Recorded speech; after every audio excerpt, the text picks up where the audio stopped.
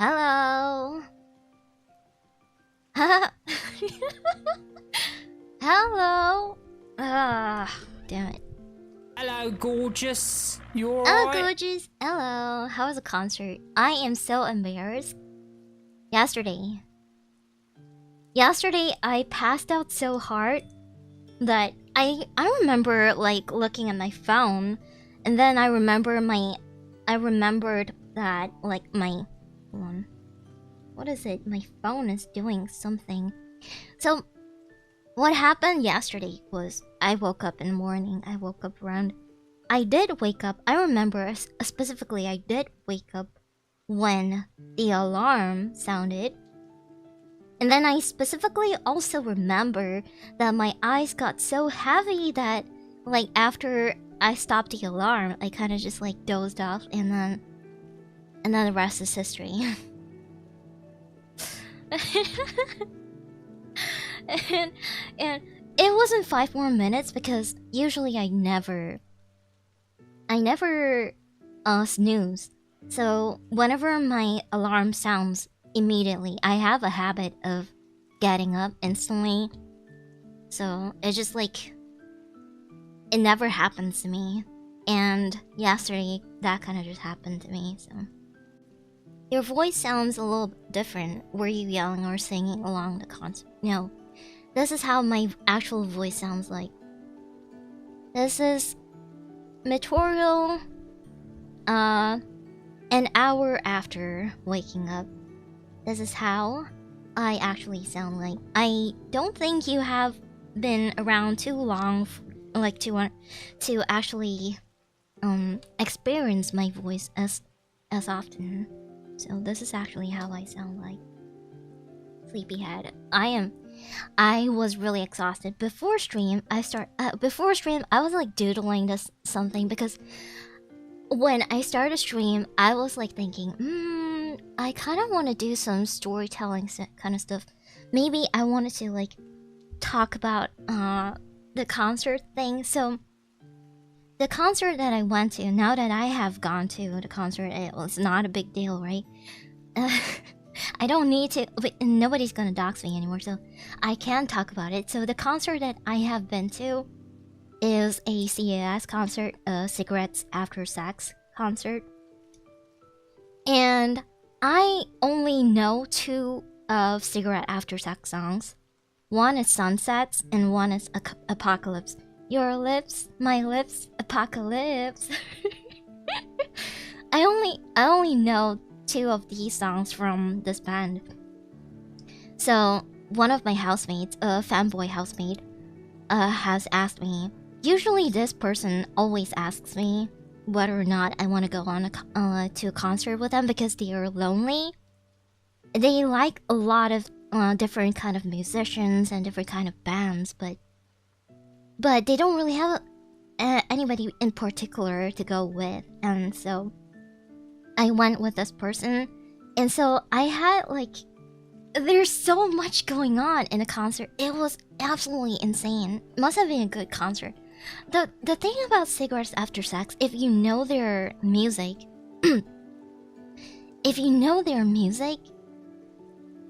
know that they're, in a sense, they're kind of like Nickelback, because all their music, all their songs kind of sound the same. I don't really like, the vibe is the same, the chord progression is the same. It's just like different melody.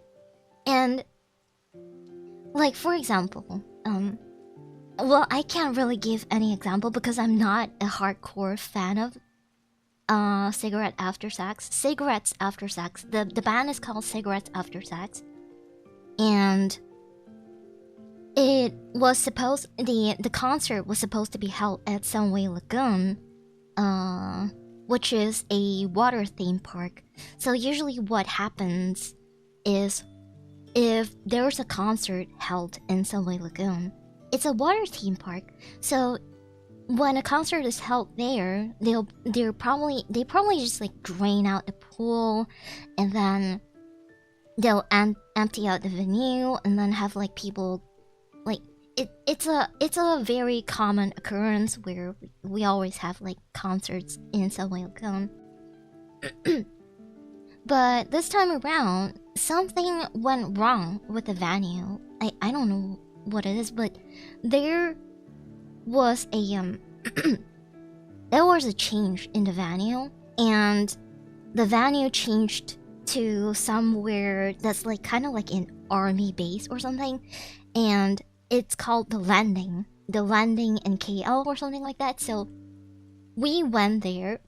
So he drove, my housemate drove to the venue, and he overshot because he kind of ignored an exit, and he overshot, and he ended up having to park beside the road, beside the highway technically, because we saw that there were so many cars parking alongside the highway, and we did not even question, because during Coldplay's concert last year, we went together. We went like in a group of like people, and all of us kind of parked like my group of people specifically. We were in one car, right?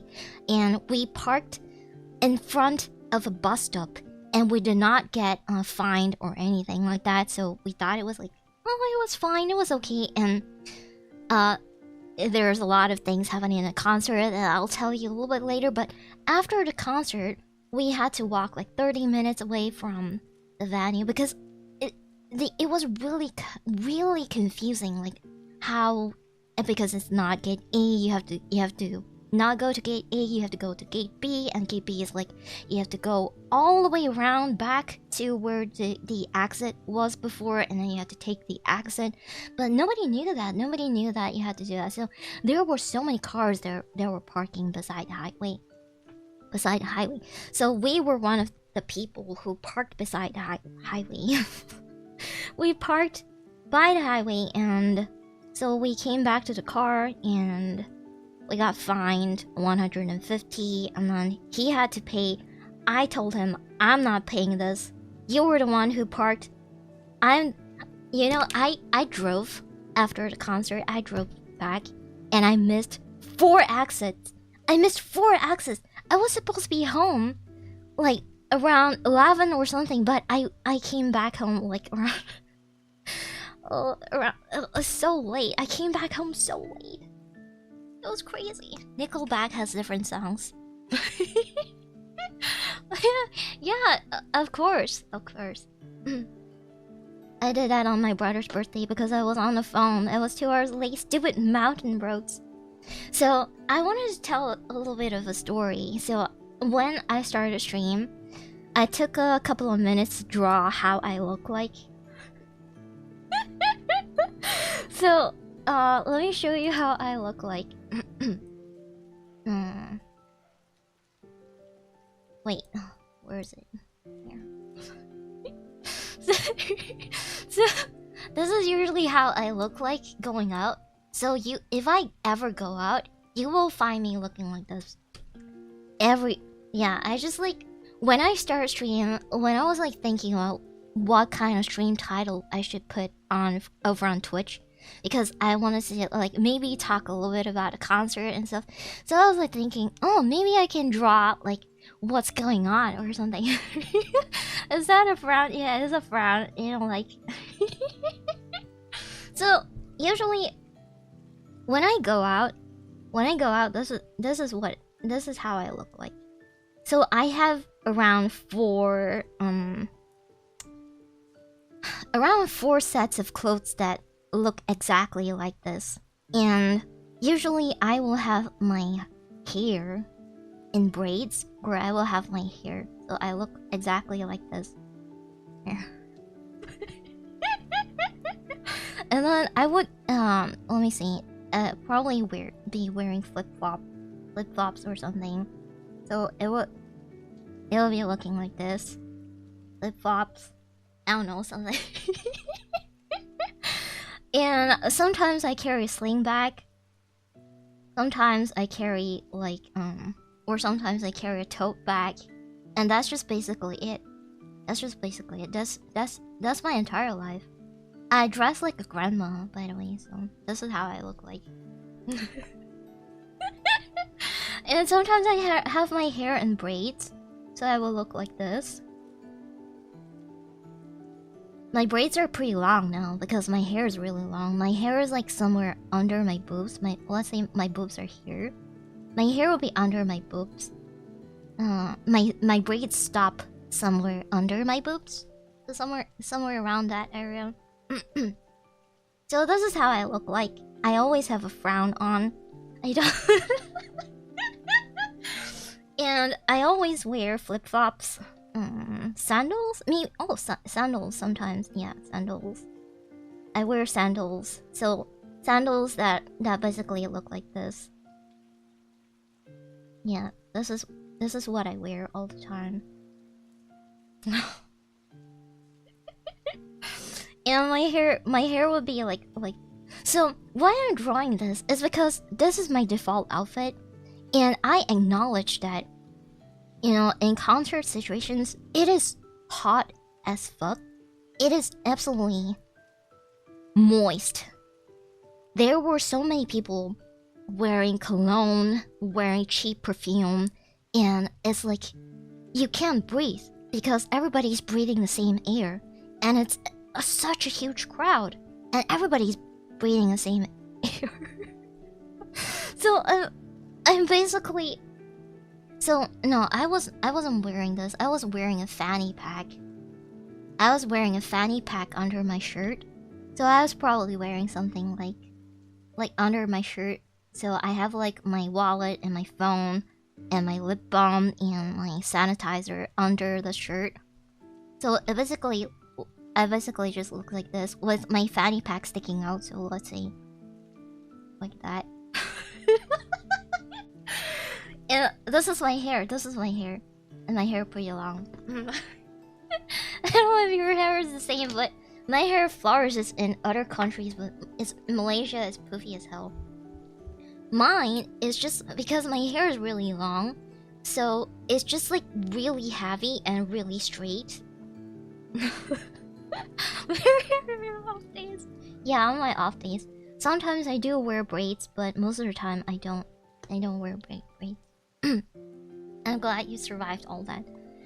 So during the concert, oh wait, I didn't have enough space for you to see my sandals. These are my sandals. So this is how I look like all the time. This is probably black, and this is probably also black. I always wear black. I only wear black. Oh, I also wear glasses. My glasses are...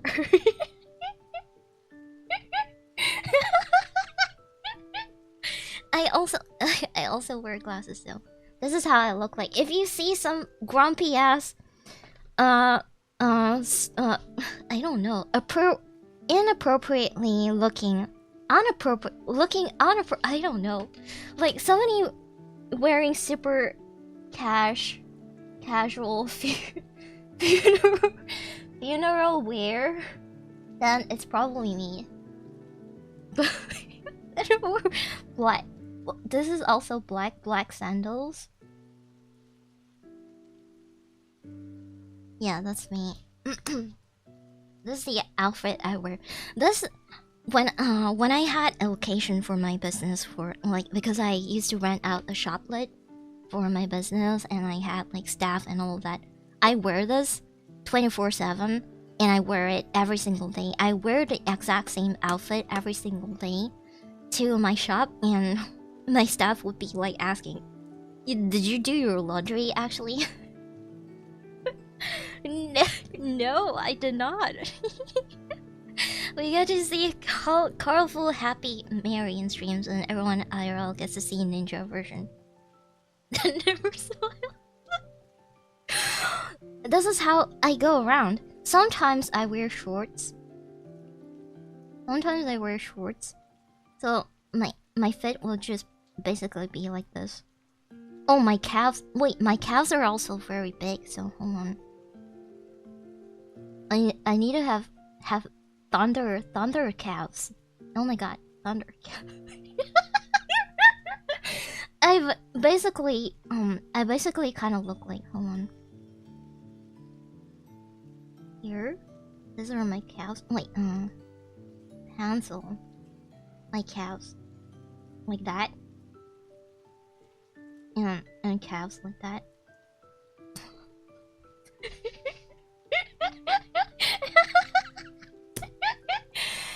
You're like Steve Jobs, same fit every day. Yes, same fit every day.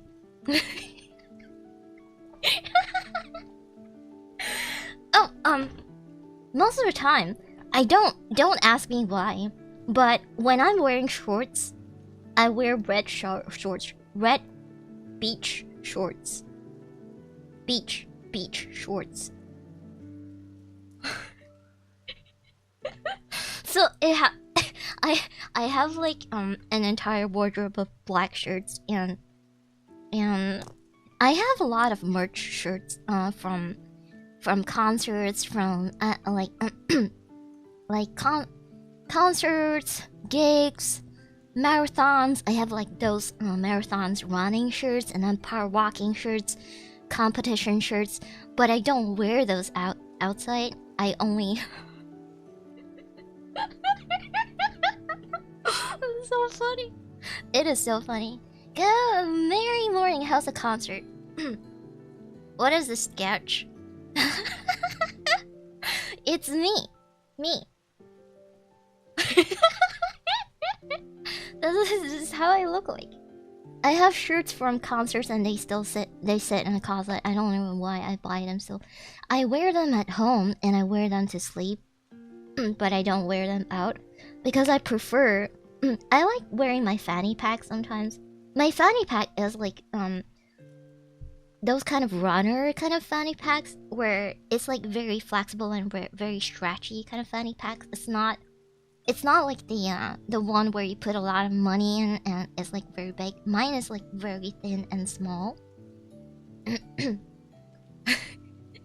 It's me.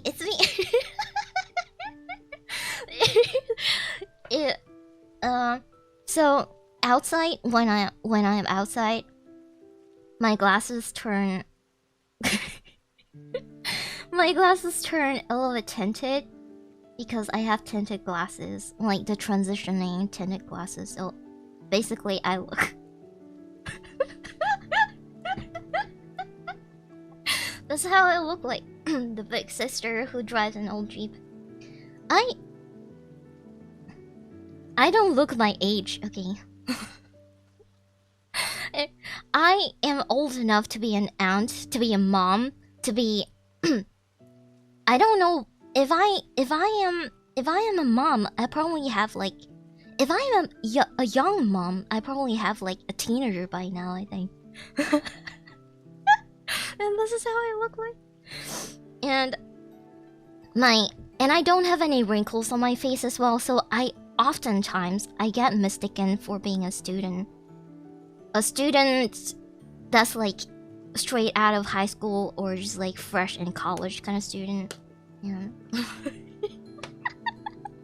Very otaku vibe. And I would argue not, because I do wear makeup. I wear mascara and I wear something. So my face looks really pretty, but then when people like look under my head, they be like looking this way and then they be like, It's not very appropriate. Drop the skincare routine. Retinol, moisturizer, sunscreen, retinol.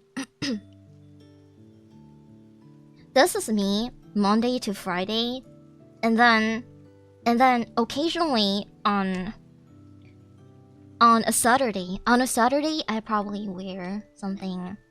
Here, on a Saturday, here. Let me draw for you what I wear on a Saturday. Oh my god. The eraser is not very fast. So what I wear on a Saturday, I was supposed to be talking about a concert. Not this, but you know, since we're already here, let me show you what I wear on a Saturday.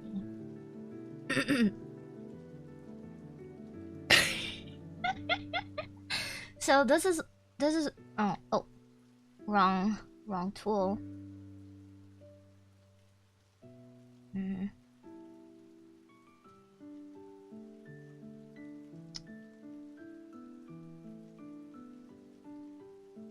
This is what I wear on a Saturday. It's like you swap out one of your clothes. I don't know. It's something like that. This is what I wear on a weekend. Wow. Guess what color it is? This is black color. This is black color. This is black color.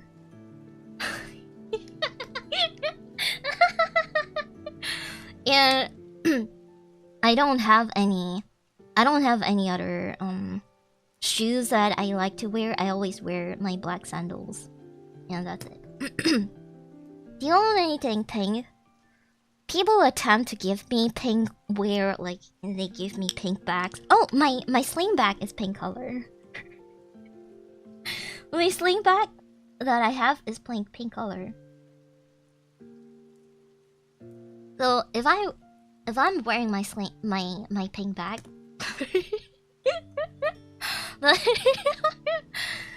you don't feel hot absorbing all the sun heat with that color? No, not really. I'm pretty much used to it, but also, I don't want to wear any other color because it makes me look fat. But also, because I don't want people to be able to see through my shirt, you know, because what if they see my nipples through the shirt that I'm wearing if I'm wearing a lighter color of shirt, you know? I'm sensing a pattern here. Black and red. Occasionally red, occasionally black. Does your parent ask or trigger with your clothes style? No. My parents are really understanding. Because my brother also does the same thing. My brother wears almost the same thing as I do. It kind of runs in the family. So, it's just like... looks cozy. It's very comfortable because my tops are usually like the very absorbent kind of cotton. A little bit thick because I don't want any see-throughing happening, but usually this is what I wear. It runs in the jeans. My parents are really proud of me. They're like, oh, that you don't have to spend a lot of time picking out clothes then. Smart. See, they understand. It is by default the smartest choice that you have. And I am by default like Saturday and Sunday. Saturday and Sunday are skirt days, so because I don't need to run, I don't need to do anything. Oh, I have gym shirts. Oh, my gym shirts are a little bit shorter because I don't want to like have like some kind of obstacle waist down or anything like that. So my gym shirts here. Let me draw. I draw my gym shirts for you. Oh, I should have drawn my gym shirts before I drew my this. So my gym shirt looks kind of like this. Where's my crotch? So this is my crotch, and I have thunder ties. I have thunder ties. Make sure it's thunder. They sure it's like super thunder. So my gym shirts is kind of like this. Hold on. So this is how it is like, and then it's a little bit short, and then the rest of this is just my leggings. my thunder thighs. It is realistic, okay? It is very realistic, okay? I'm not trying to draw myself like a superhero or something. It is really realistic, and my tights, what do you call this? My tights have this kind of pattern. So they have like V-shaped kind of patterns most of them, because I buy the same tights, the same pair of tights. I buy for usually I buy like 5 of them whenever I want to change tights. This is what you don't look like a cyborg. This is how I look like when I go to the gym. Yeah, this is how I look like. Oh, my tights have pockets too. Very ergonomic. Yeah, I can put my... So whenever I'm doing my lifting, my dad lifts. My phone does not drop out of my pocket because it's kind of like a non-slip pocket kind of thing. So. Oh, this is just my hand doing this gesture because I'm always holding a bag.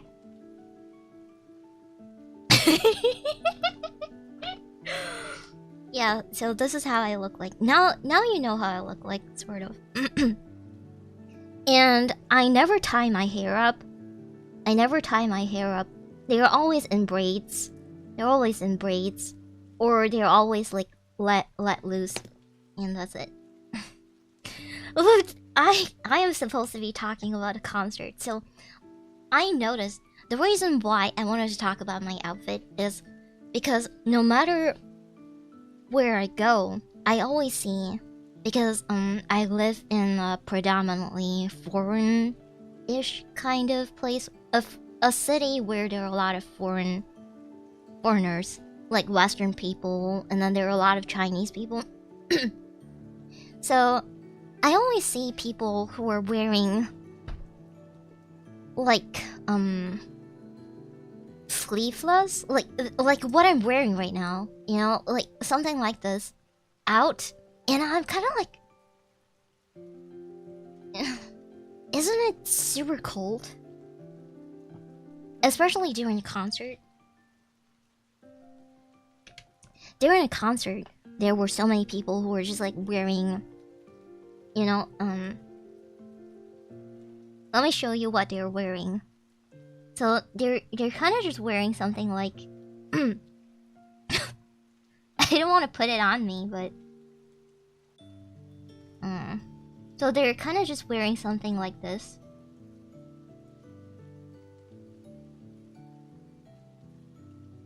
Like this. Yeah, or something like this. Something like this. And then this is like, there's nothing under. How? What was the temperature? It was pretty chilly until the crowd starts to, you know. When I used to go to, then every girl I ever went wore basically no clothes and would freeze. Oh, to concert? Yeah, I don't understand.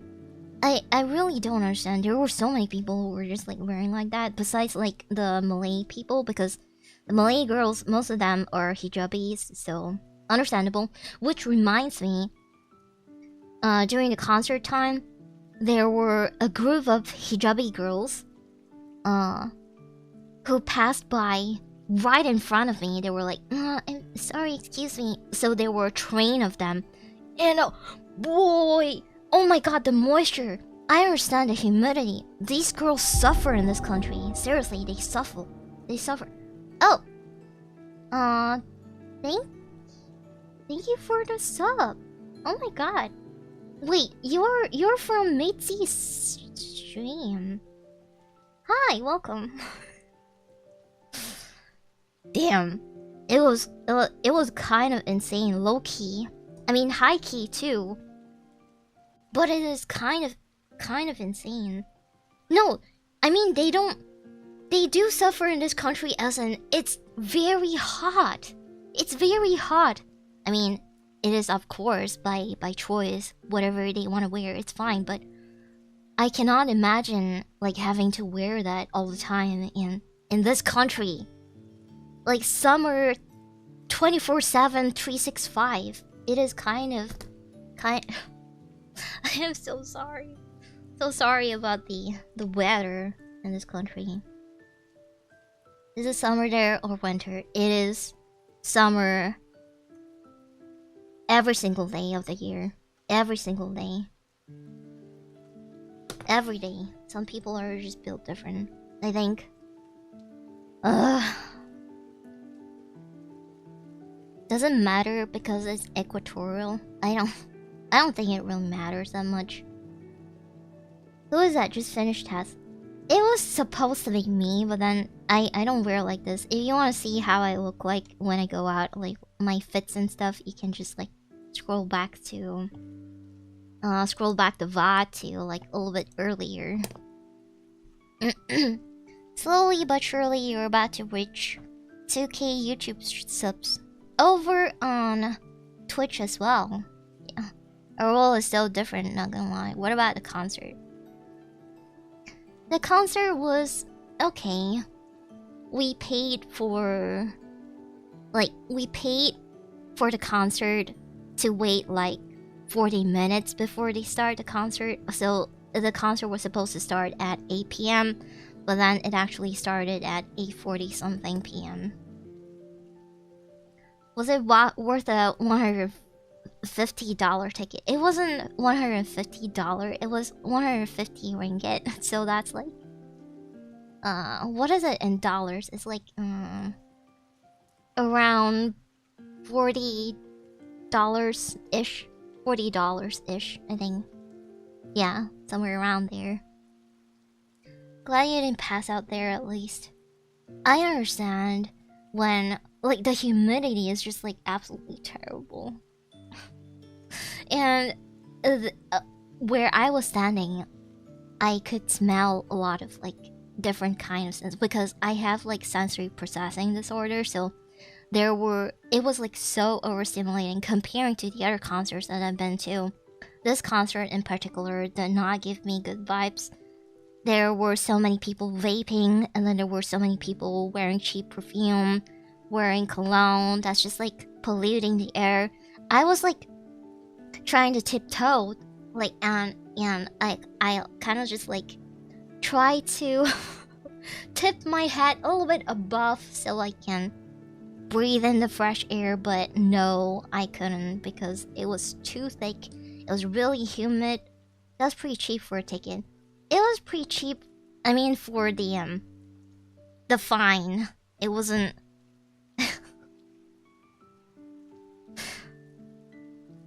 The tickets were a little bit over $100, I think.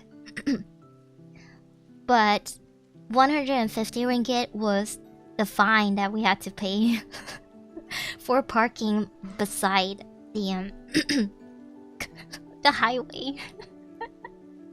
It's winter and where I am around 40-50 bucks. Yeah. Did you ever find yourself wishing that you could be somewhere cooler? I always my favorite season is actually somewhere a little bit between fall and winter. I can never really decide whether or not I like fall better than winter, but my originally my favorite season has always been winter. But then recently, not recently, but in the past decade, it has slowly been transitioning towards fall instead because winter is kind of freezing sometimes depending on where you are. Are you Amoy? Mean that is common dress for Amoy. What? Oh, damn it. So this is not how I usually dress. If you were thinking that this is how I usually... No, this is not how I usually dress. If you want to know how I usually dress, like, you can just, like, look, at the stream a little bit earlier. Because this is not... not how I look like. 30 is what parking costs here for concerts anyway. You got a good deal. I mean, it's...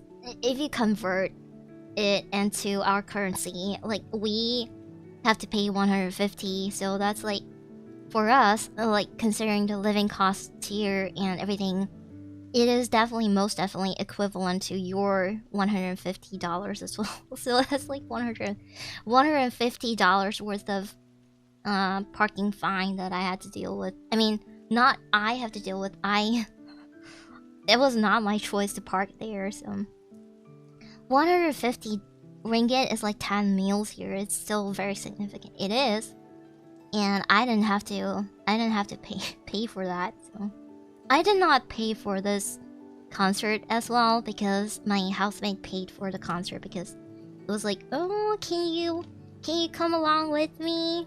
You be, and and of course, of course I do be.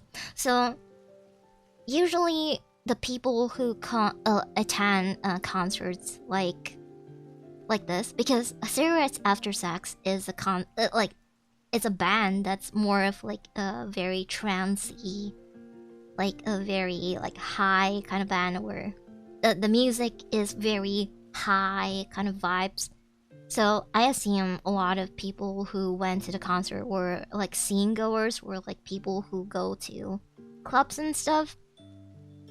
Well, a lot of them dressed like they go to clubs and stuff. So that's what I assume. And so there were a lot of people vaping, a lot of people smoking, even though I'm not too sure whether or not smoking is allowed in the venue, but there were a lot of people smoking there. And there were parties as usual, and then there were food, and then the drinks are extra expensive as usual. And then there were just like people outside of the venue, like right outside of the venue, selling merch.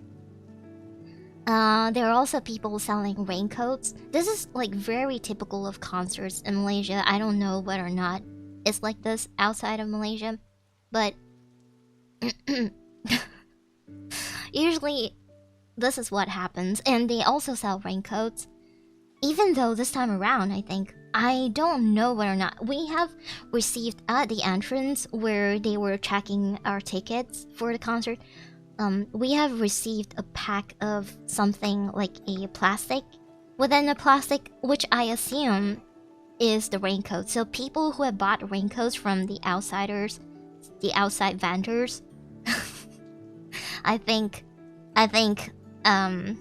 they were very wasteful because we got ours for free. So it was like camp around the Cameron foothills and decent.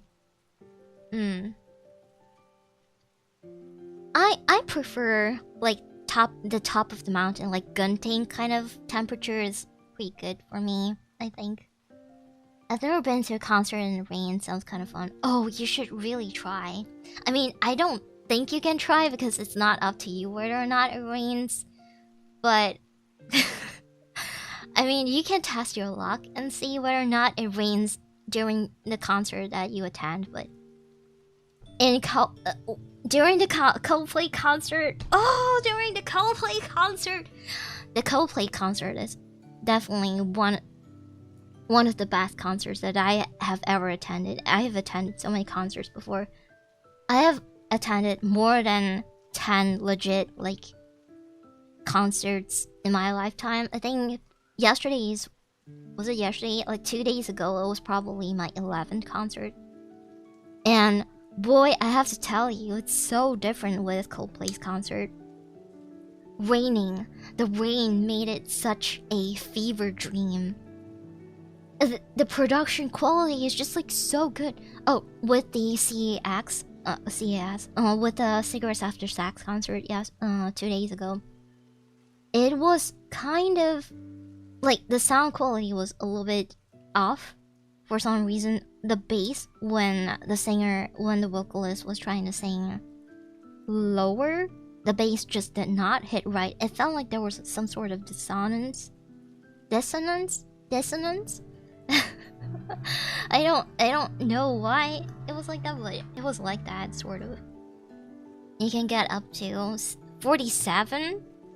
That is crazy. 47. I like rain if I'm not in a place that's dangerous.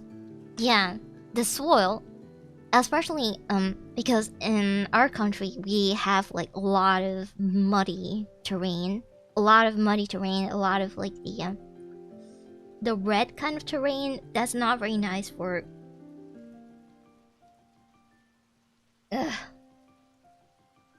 Sorry, I had. So whenever it rains really heavy, there will be landslides.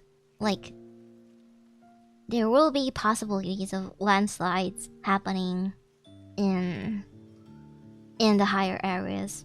Red sand, red muddy place, I think. It's an absolute killer heat when it's dry. Suppose I should be a little bit more grateful that my country is more humid than dry, because dry could be really, like, if you get a heat stroke from dry weather, dry hot weather, it is definitely very, very lethal. But in Malaysia, it's mostly just like very humid.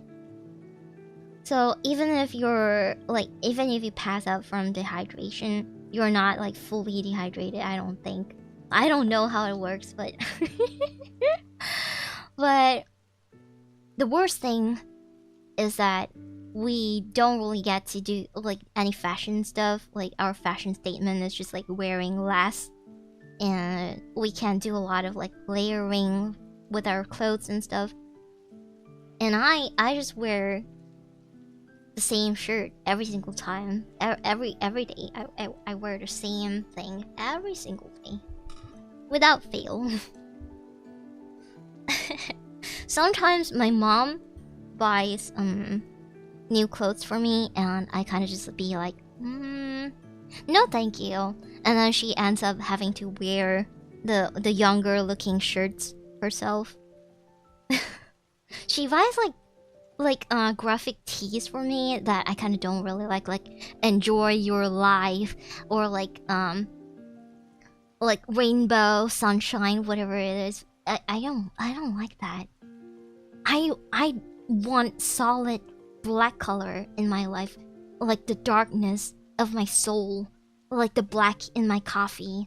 I want or if she finds any Mickey Mouse shirts, I'm okay with Mickey Mouse shirts actually. I don't really hate Mickey Mouse shirts, but something Disney, something like cartoony, and then she'll be like, oh, this shirt looks nice, everything, but it's not a face, Mom. It's not. I have settled into my lifestyle and the kind of fashion that I prefer, that screams me, which is just like the same shirt. I have like more than 5 of them. I have a lot of like different sets. Actually, in all honesty, I have like different sets, but for every single shirt that I own, I will for sure have like 4 more of the same shirt. So if I feel like I wanna put out a fashion statement, I'll change to a different shirt for the rest of the week. I don't really change my shirt every single time I go out, so it's like because when I get back home, I change out of my outside shirt. I change out of my outdoor shirt because I'm not about to bring all of the bacteria in, so I would hang that outside in the common area. I hang my outside shirt in a common area. Change from black shirt to a slightly blacker shirt. I change my outside black shirt because I have like so many of them. Sometimes I forget that my shirt that I've already worn is still hanging outside. I'll pick a new one from my closet that is fresh, and then I would have like multiple of the same shirt hanging out, hanging outside in the common area.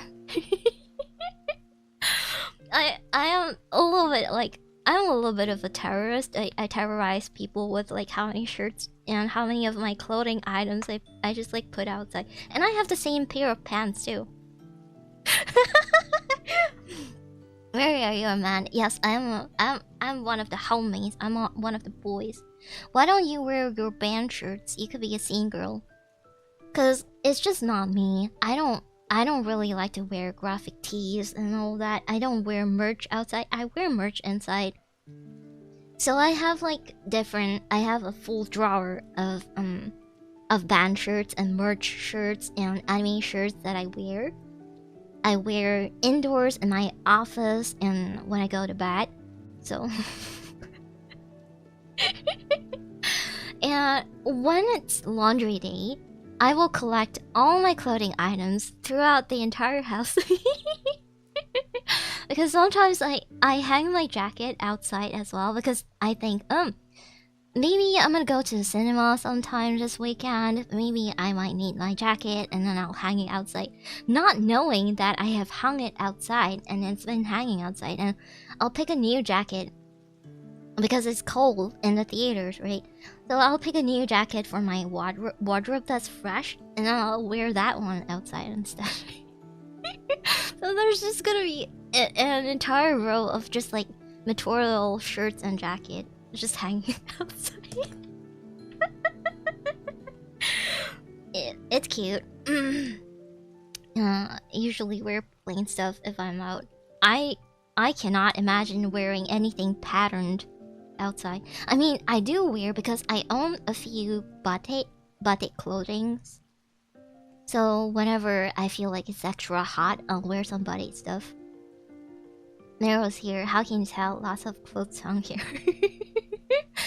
The thing is, they don't just lie around like on the couch or anything. They are actually hung up, because we have a clothing rack downstairs. So they're actually hung up with a proper hanger and everything. Well, you clean up the place anyway, so you should be allowed to trash it, right? And I'm not even close to even trashing it. I'm actually taking... Batik clothing is the best, stylish but comfortable. I have actually a lot of batik stuff. I have like a lot of like button-up batik clothes. I have like a lot of like kaftan. So whenever I feel like I don't want to wear my band shirts or my merch shirts when I go to sleep, I just wear kaftan. And a lot of the kaftans are very long, so I have to like modify them. I have to like sew them to make them shorter. Good merry morning, good merry morning. And yet again, we have been talking for an hour or so, and I was like very intentionally like I wanted to talk about the concert stuff today, but then I went on this tangent and so long about other stuff. I have a lot of batik stuff because I keep buying them from tourist traps like Bulabancor, like you know, like Blaurodang and all of that. I keep because every year I would go to these places maybe like twice at least. Like I would go to the sea like twice a year at least with my family or with like my group of friends, whatever. But damn it, I spent so much money on batik clothing. Can you show a store item page of what kind of shirt you're talking about? Batik? Right. Let's show you what batik looks like. Batik clothing. Clothes. So it looks like this. No, this is not very accurate. Hold on. Malaysian batik clothes. This is also not very accurate. Okay, it seems like they have more pictures of how the man batik clothes look like more than women batik clothes, but this is generally how it should look. The batik part is the hold on, can I show you?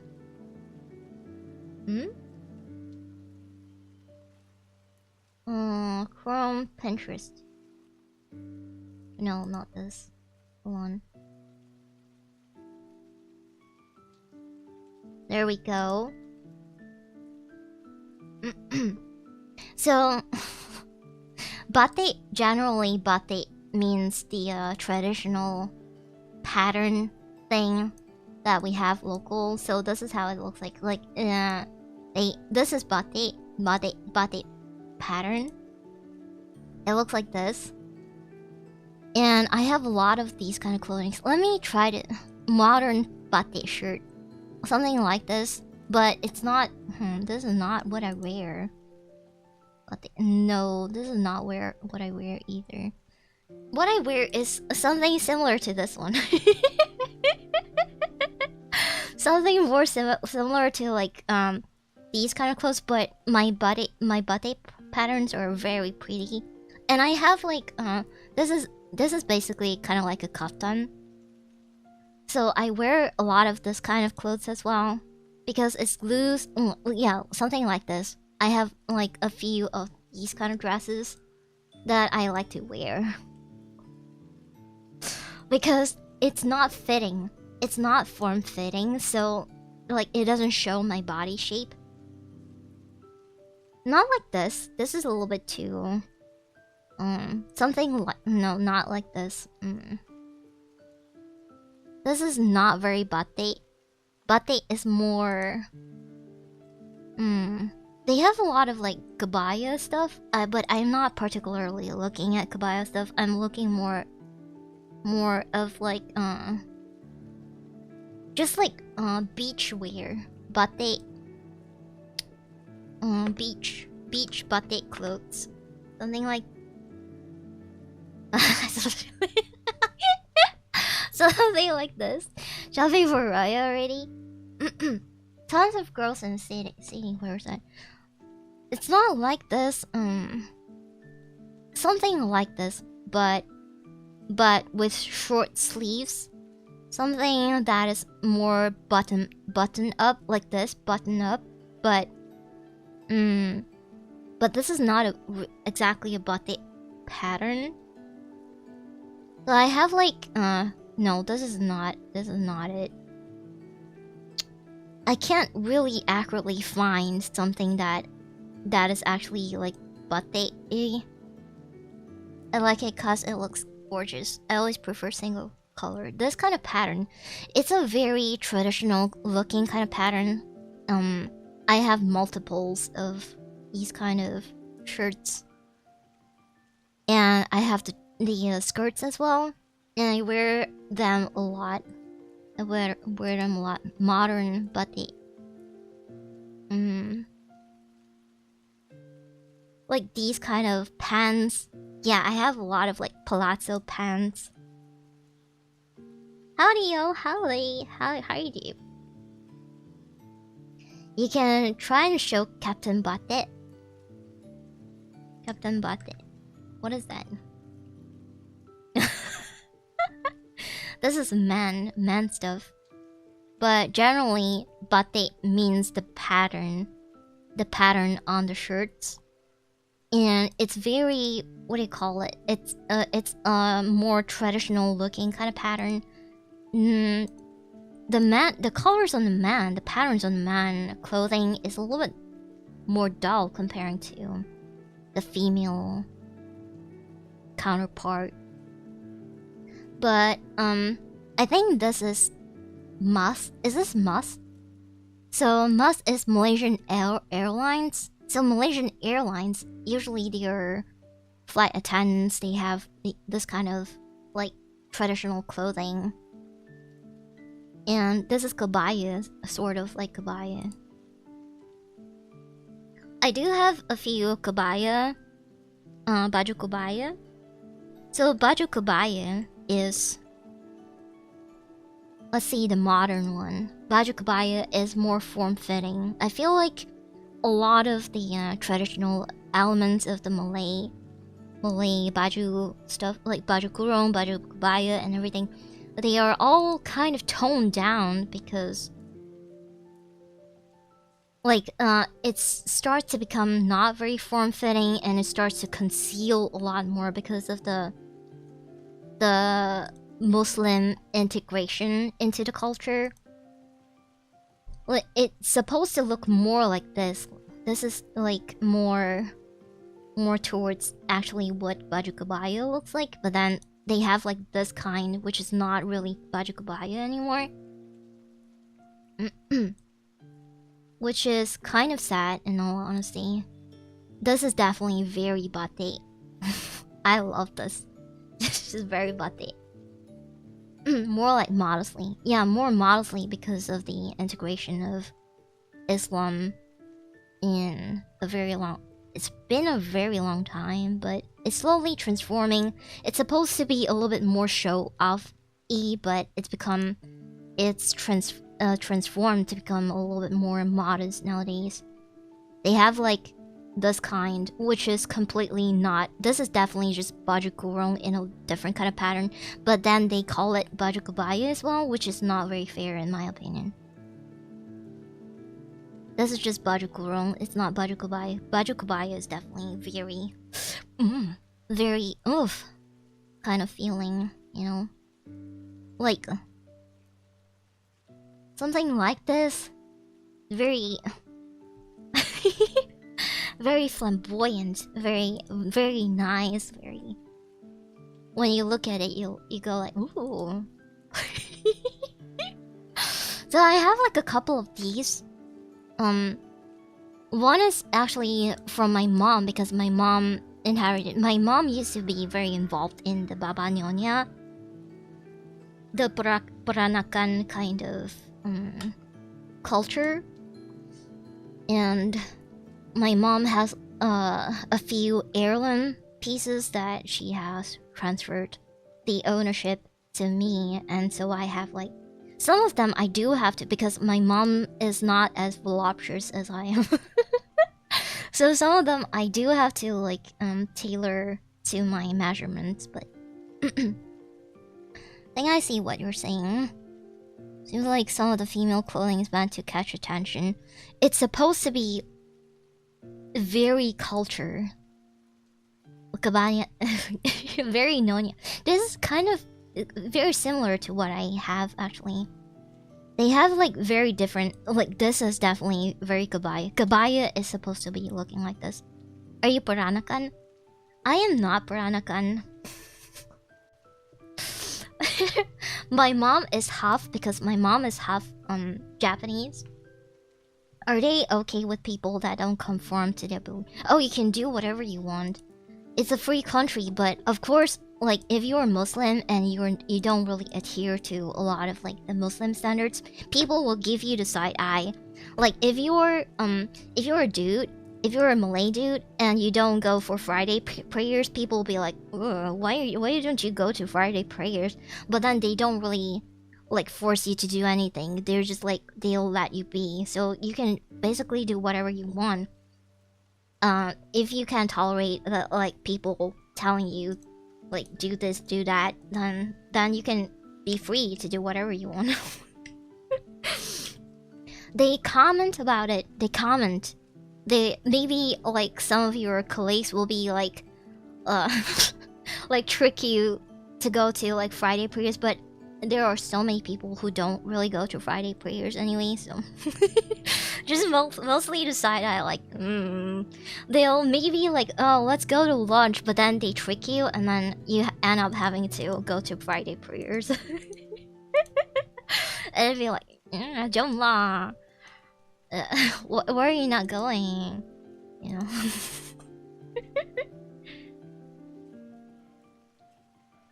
Trying to project their own beliefs onto others. No, it's a country with Islam being the official religion. So if you're born into being Muslim, then people will judge, but you still can do whatever you want to do, as long as you don't get caught. So there are so many Malay people that I know who are actually not really Muslim anymore. Because if you're very much into the scene, into like the party scene or whatever, you know that there are so many people out there who are like Muslim on paper, and it's not like their families can do anything about it. Their parents try, but you are basically still free to do whatever you want. You know. They do judge, but you're still free. It's a free country. You just gotta be panda. You gotta be like very smart about it. No one cares about what religion you are. I mean, it's because we do have an official religion, so so it's not it's inevitable inevitable. But if you're a religious person, your parents will be really happy about it.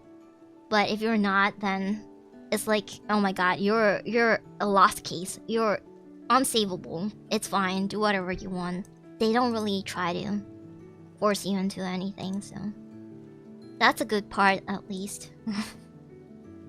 It's more freeing in this country. I think in Indonesia it is way more freeing, but I'm not too sure about the politics over in that country. I noticed some of their schoolgirls have hijabs as part of the school uniform in Indonesia. I don't know about Indonesia, but in Malaysia, if you're Muslim, it is highly encouraged. I would say like 90% of the Malay schoolgirls here wear hijabs. So it is highly encouraged. And usually in school, okay, in school, if you're a Malay girl and you don't wear tudong, you don't wear the hijab, you will be popular. And that's like less than 10% of the girls in the school that will be popular. And it is kind of like that. It is kind of like a societal norm, like a status quo kind of thing. We do as well, Christianity, but no one cares though. Meh. It is kind of very meh kind of thing. Damn if you do, damn if you don't sometimes, but most of the time it is very freeing. So, in a good way or a bad way? I don't know, actually. I am not that deep into Malaysian lore. But from my experiences, I think... Or are you asking whether or not the girls being popular is in a good way or a bad way? No, it's just like... girls being popular, like... Guys like girls without tudong, without the hijab. I don't know. It's like that. Popular cause you don't wear a hijab and they will give you a side eye too. Yeah, they will. But usually in KL and Selangor area, people don't really care. And you know, I know like certain girls who don't wear hijabs, they be like they're popular with the guys, but they're not very popular with the other girls because the girls will be like, why don't you wear hijab? You know, they judge you silently, but they don't really try to do something in your face. Being popular is always a good thing, not really. Not really. So pretty much, whoa, she has her hair out. She's so cool. Look at how pretty she is. Yeah, something like that. Oh my god, you were able to see her true form because she has her hair out. Wow, so pretty. But a lot of the Malay girls, they have really pretty hair. A lot of their hair is like curly kind of hair, but their hair is like really thick. I'm kind of outing my friends. Holy fuck. But yeah, the body hair is also pretty thick. They have to deal with body hair as well, but it's just genetics. In all honesty, it's just genetics. It's just how it is. I love thick curly hair. Me too. So I have out. I will usher myself to the guillotine. My hat is ready. I am prepped. Girls shaving the mustache before school. To be fair, a lot of girls have to shave. I do shave my face as well. I shave my face because it's a thing we called what is it called? Something microblading? No, not microblading. Plating? What is it called? Microplating? Plating? No. It's like you shave your face to get rid of the dead skins and the baby hair and all of that, so that your skincare adheres to your face, to your skin, a lot more smoothly. So I do that a lot as well. Girls have mustache too. Yeah, girls have mustache, and some girls, they have to shave like every week or so because they have PCOS. PCOS is a real issue. It's a real problem for a lot of girls. Exfoliate. Exfoliate. What do you call exfoliate? Shaving face. What do you call it? There's a term for it. It's called dermaplaning. Dermaplaning?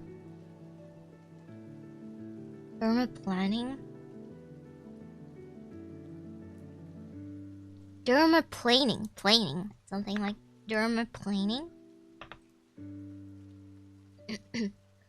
Dermaplaning is a minimally invasive procedure that shaves away the top layers of your skin. It can help reduce the appearance of acne scars or pitted skin. So it is kind of like very, very gently shaving your skin away, and also shaving part of your yeah. I think removing hair long term or permanently is called depilating. Knew a girl with hairy arms throughout school. Got it from her dad's side. Had an unconventional beauty to her though. I love me some unconventional beauty. The sandpaper thing. It's not sandpaper. It's not laser. It is just like you use a very specific kind of blade to just like slowly scrape the skin of your face. That's what I do. Women hormones can be crazy. Yes. Somebody with PCOS. I know quite a few people with PCOS. It runs in my family too. I am very grateful that I don't have PCOS, but a lot of people over on my dad's side has PCOS, so dermaplaning is a safe way to shave your face. I don't. It's something that girls do. I mean, girls who are very into skincare, most of them do that, so. There are few methods that kill hair so that it won't come back. I don't know anything about that. I know laser treatment and all that, like you're trying to kill all of your follicles so that it doesn't grow back. But a lot of girls, they don't really want to shave because they feel like once they start shaving, the hair will grow back faster and thicker. But that's not the case. That is a myth. Why it appears that your face, your hair grows back thicker, it's just because it's kind of like you have your facial hair, right? Like people here, boys here, all of you, you have facial hair. you know what's up. You know that the hair kind of grows back thicker. It's just because the appearance of it, because you kind of chop them halfway through. You're shaving them. You're kind of chopping them halfway through. So the part that grows out of the your skin is not the ends of it. Usually the ends of your hair is like tiny, thin, and yeah. So you know what's up. Yeah. I used to dermaplane too because of acne scars. It is kind of heard that myth as well though from my dad. Yeah, it is. It's a stubble which is thicker than the actual hair, so it just grows out. And they say that the more you shave, the more you'll be able to like shape your facial hair or something like that. But I don't know whether or not that's a myth. I thought girls use waxing. No, not specifically. You can choose to wax if you don't have very sensitive skin, but it is highly recommended to not wax a lot, especially not in the face area. You can choose threading instead. Threading is where they use the like thin lines of threads to like kind of like zip zap around your face to like manually pluck the the face hair out of your face, out of your skin. Get that root out. Yeah. Waxing is also a thing, but yanking the hair out entirely can cause skin conditions. I never really have hair problems, so I'm not really sure how to deal with it, but I just dermaplane once a month or so over my skin, because besides exfoliating, I use a lot of different kind of methods for exfoliating. I do a lot of like masks and stuff. And I use heavy retinoids as well. That's why I don't have one single wrinkle on my face. Skincare. But the most important thing is the exfoliating. If you don't exfoliate your skin well enough, whatever skincare you try to do, like whatever skincare routine you have, is going to be way less effective, because it's not going to be able to be fully absorbed into your skin, because you have like a thick layer of that skin that's just like sticking onto your face. That's just like right there. Waxing your face just sounds painful. It is really painful. It is very painful. And not having to use tweezer after a week to take out the thick ones. Yeah, it like sometimes when you shave or something, it's inevitable that you will have an ingrown hair here and there, and then you have to deal with them, or else they will turn into acne, they will turn into pimples, and it gets infected, and it get like cysts and stuff, and it's very nasty. These tangents go wild. You're educating guys about dermaplaning. I did not plan to do this. I was just like talking about genetics and how like body hair exists for girls. Exfoliation is real important because the dead skin cells can also pluck pores. Yeah, it causes more acne problems.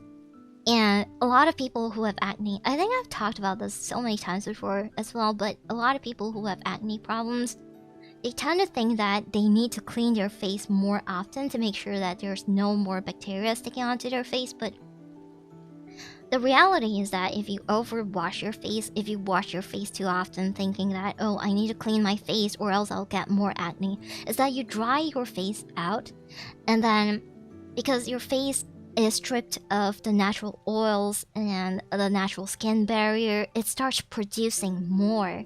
It starts producing more oil, and in reality it just makes your skin way more oily. So you should not overwash your face. If you have, always moisturize. I think always moisturize.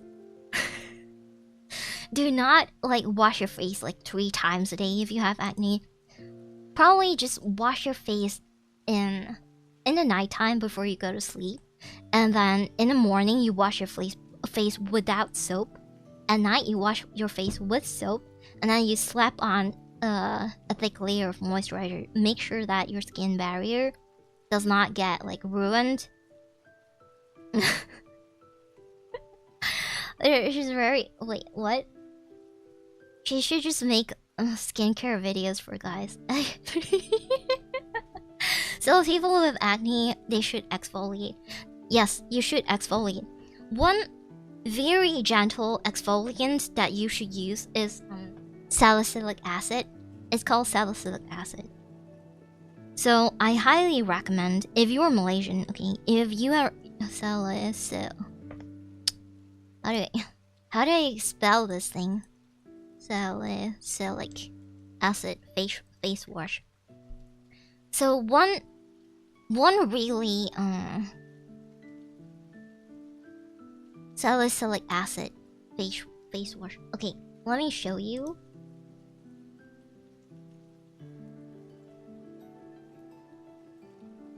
salicylic, this one. This is really handy. It is not expensive. If you have acne, if you're still dealing with acne, I don't know how adult acne works, but I never really had acne. I never really had acne in my life, like ever before. I have pimples, now and then, every now and then, but I never really had like a full face of acne. But if you're in an Asian country and you're looking for, if you have skin conditions that you feel like, this is so dreadful, this is making me like, it hurts, it makes me have low self-esteem, this is the product that I recommend. So this is called the CosRx Salicylic Acid Daily Gentle Cleanser. So every single morning you wash your face with just water, no soap, and then at night you wash it with this one. You wash it with this salicylic acid. No, it's a very, very gentle kind of exfoliant that's just like very tiny amount of exfoliant to help you with your daily exfoliating, but also keeps your face clean, not squeaky clean. You gotta make sure that whenever, like after you're done washing your face, it is not squeaky clean. You still will like can feel some kind of like a sliding kind of feeling from like gliding your fingers on your face. Make sure that it's not like squeaky kind of feeling, or else I would say that your skin barrier is fucked. There are Cetaphil is a good one as well. Cetaphil is a good one as well, but Cetaphil in Malaysia in particular is really expensive. So I do recommend people some people, for some people it's not very effective. For some reason Cetaphil is not very effective for me personally, so this is what I use. I also use the other version of it as well, but basically this is what I recommend. And you don't really have to do a lot of things to your skin if you have acne, but if you have the very severe kind, you gotta like go to a dermatologist, and then you gotta like have antibiotics prescribed, and then you have to have like your acetone, not acetone. What is the thing that they prescribe? What is the thing that they prescribe for? I don't remember actually. I will buy that because all my life I've been using Cetaphil skincare. It's really expensive. Isn't it very expensive? Never ever confuse an exfoliant or exfoliating cream with a product that is meant to excoriate, because that word means destroy and remove. Is meant for things like moles. I remember having to remove one of my, what do you call it? Wart. Not a mole. I don't remove my mole, but I had to remove a wart on my skin before, on my forearm. Not gonna lie, my skincare is just Garnier facial scrub and maybe moisturizer, that's about it. You girls got a whole arsenal for skincare. I mean, if it's doing okay for you, if you have not been having any problems with like using Garnier products, I don't use Garnier because I think, in my opinion, it's very harsh on my skin. It makes it so that it kind of fucks with my skin barrier a little bit, so I prefer something a little bit more gentle than Garnier skin wash, face wash. Yes, it's expensive, but I had no choice because I'm afraid my skin damage again if I'm using wrong skincare. If you plan to have like different steps in your skincare, like you want to put on toner and then moisturizer and then serum, ampoule, whatever it is, you have to make sure that you don't you don't immediately use all of those products. You have to like slowly implement them. Like let's say this week I'm gonna start using this serum, and then you have to use the serum for like 1 or 2 weeks, and you have to monitor your skin, whether you break out from it, whether your skin is going to be okay with it, and then after that you can start using you can start using another product that is a different product. Does that make sense? The chemical in question kills skin too and leaves scars. Oh, I see. The first pimple I ever had was in my ear. Ugh. And I heard when my mom had to break it open and squeeze the pus out. Ugh. I've had one in my ear before, I remember. Isn't wart supposed to be removed with cryogenics? I had one that I had to remove. I mean, it hurt a lot, but it was kind of like a DIY pack that I got. And I tried using more intense kind of acid for the wart, and it didn't go away, so I had to use the DIY home pack kind of cryo thing. So it's like you kind of have to shake it, and then you have to like be very accurate with the spot, or else it will burn the skin around the wart. The steroid one or the antibiotic one. The steroid one. What is the steroid? Steroid face cream. What is it called?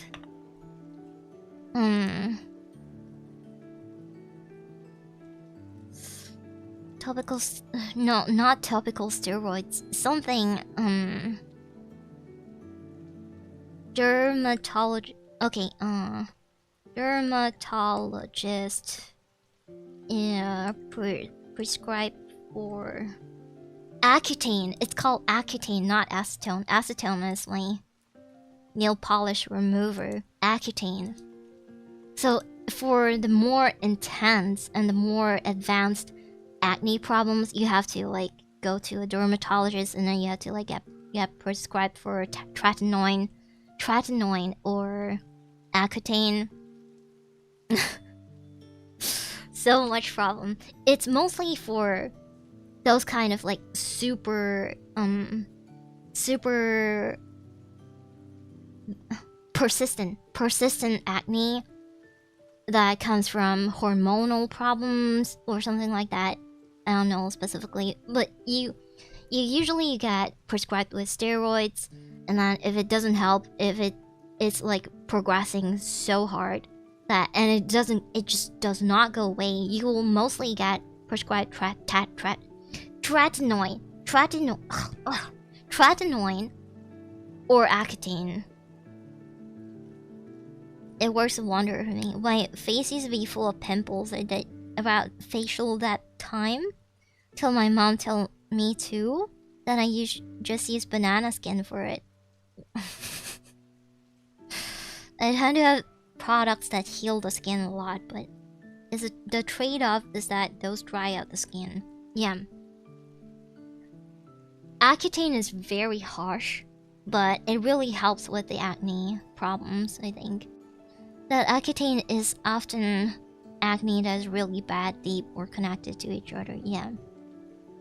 Have a whole side of your face, almost the entire face is just like full of cystic acne, acne that has like pimple with a lot of pus in it, and you can't just like squeeze the pus out because it will scar your face, and then you will have like ice pick face. And if you have, okay, since we're all adults, right? Can I know if anybody has like ice pick kind of texture in your face right now from previously scarred acne problems, like because of like you pop your pimples and then you have like a lot of problems with your acne and your face and your skin, and then even the back, because I know a lot of people have back acne as well, back acne. But the only thing that you can deal with, that you can do to deal with your acne scars that look like that, like the ice pick, like the craters on your skin, the only thing that you can do is you go for a laser treatment. Eczema is a skin condition, I think. Dry and itchy skin. Me, I have eczema. You have acne scars.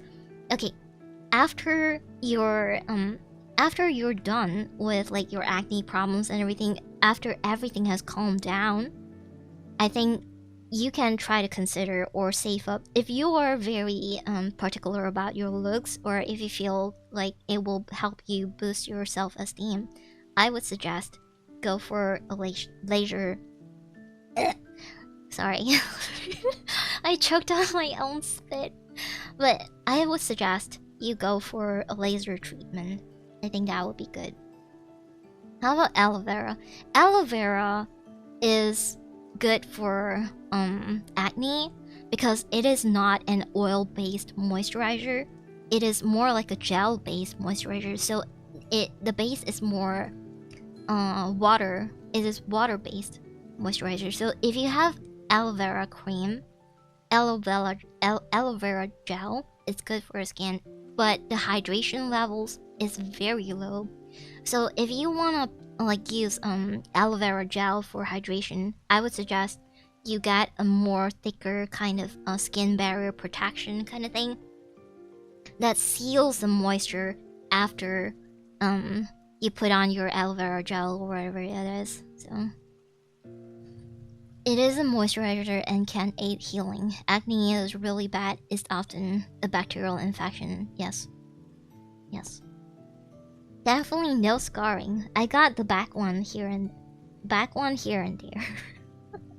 Back one is just like you gotta make sure that you shower, and you gotta make sure that you don't only shower, but you have to exfoliate when you're showering. You have to use tools. If you have back knee, it just means that you're showering wrong. I'm sorry to say, all through your adult life, if nobody has told you or nobody has taught you how to deal with, because men have a lot of that skin.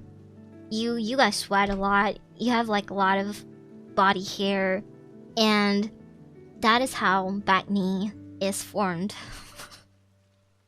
You gotta like dry brush once in a while. You gotta use body washing tools. Yeah, loofah, no loofah. Loofah is too mild. Loofah is not effective. Thought I lose my pinky toe. Not sure if I have acne scars, but I have a scar on my foot for a long time. I can't agree I'm about to jump off the back. That's not anything that has to do with acne, so learned that years ago, and it's a lot better now than back then. My brother has the worst back acne, and we've been trying to get him to take care of it, but he doesn't care. If he doesn't care, then it is up to him, because it is his problem. If he doesn't care, it's fine.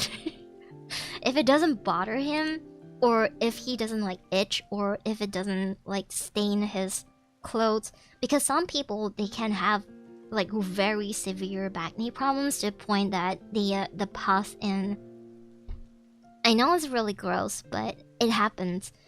The pus and the blood sometimes, because you know, you're not very delicate with your back. Your back is like massive and you don't do anything with it. So what you do is you lean your back against like so many things, you carry things on your back, and then your acne just pops. Your pimple, it just pops and it stains your clothes. If you don't have those kind of problems, or if it doesn't hurt and he doesn't like feel anything about it, he doesn't go to the beach that often, it's fine. It's okay. It's his problem.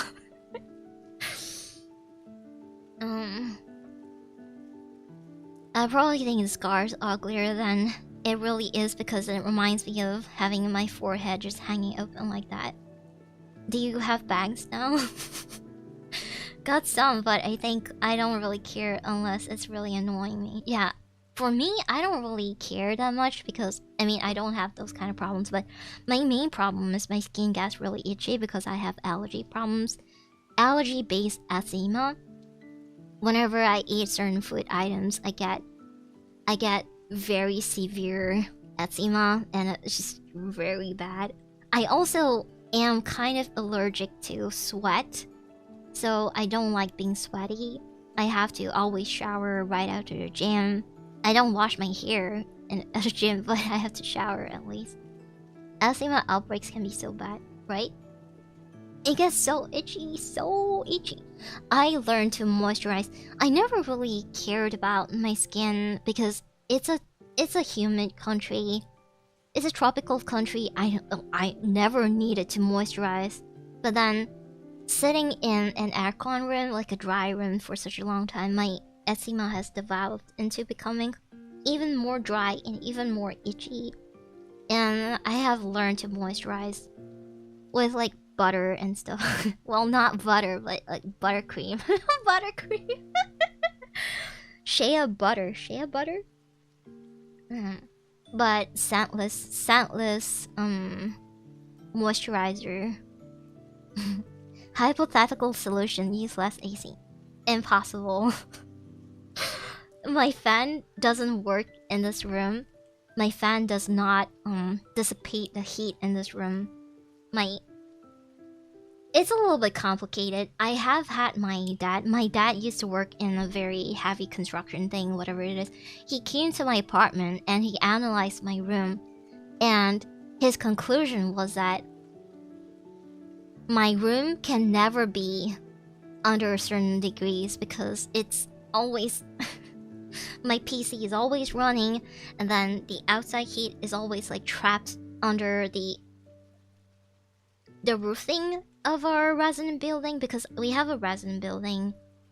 I live in a penthouse, and then I live on the top floor, and there's just like the roofing traps all the heat, and it honestly sounds miserable. I remember playing Resident Evil 4. I don't know if you guys still remember. I was sweating my ass off.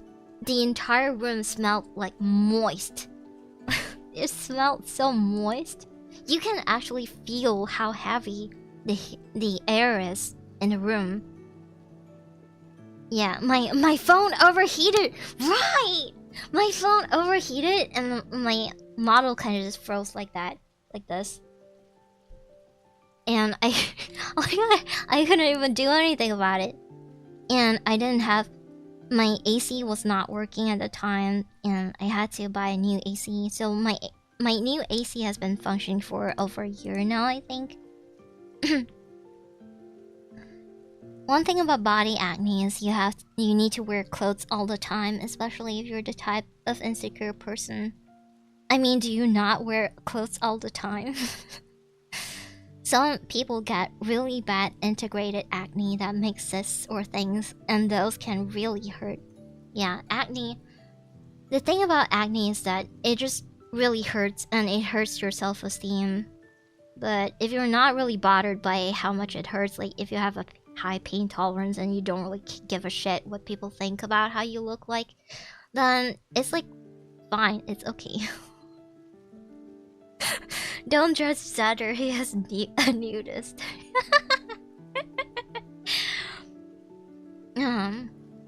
I had back knee in high school. I occasionally reach behind my back to pop one sometime. There's also a difference between having back knee and having blackheads. A lot of dudes have blackheads on your back. And the thing is, you can't see.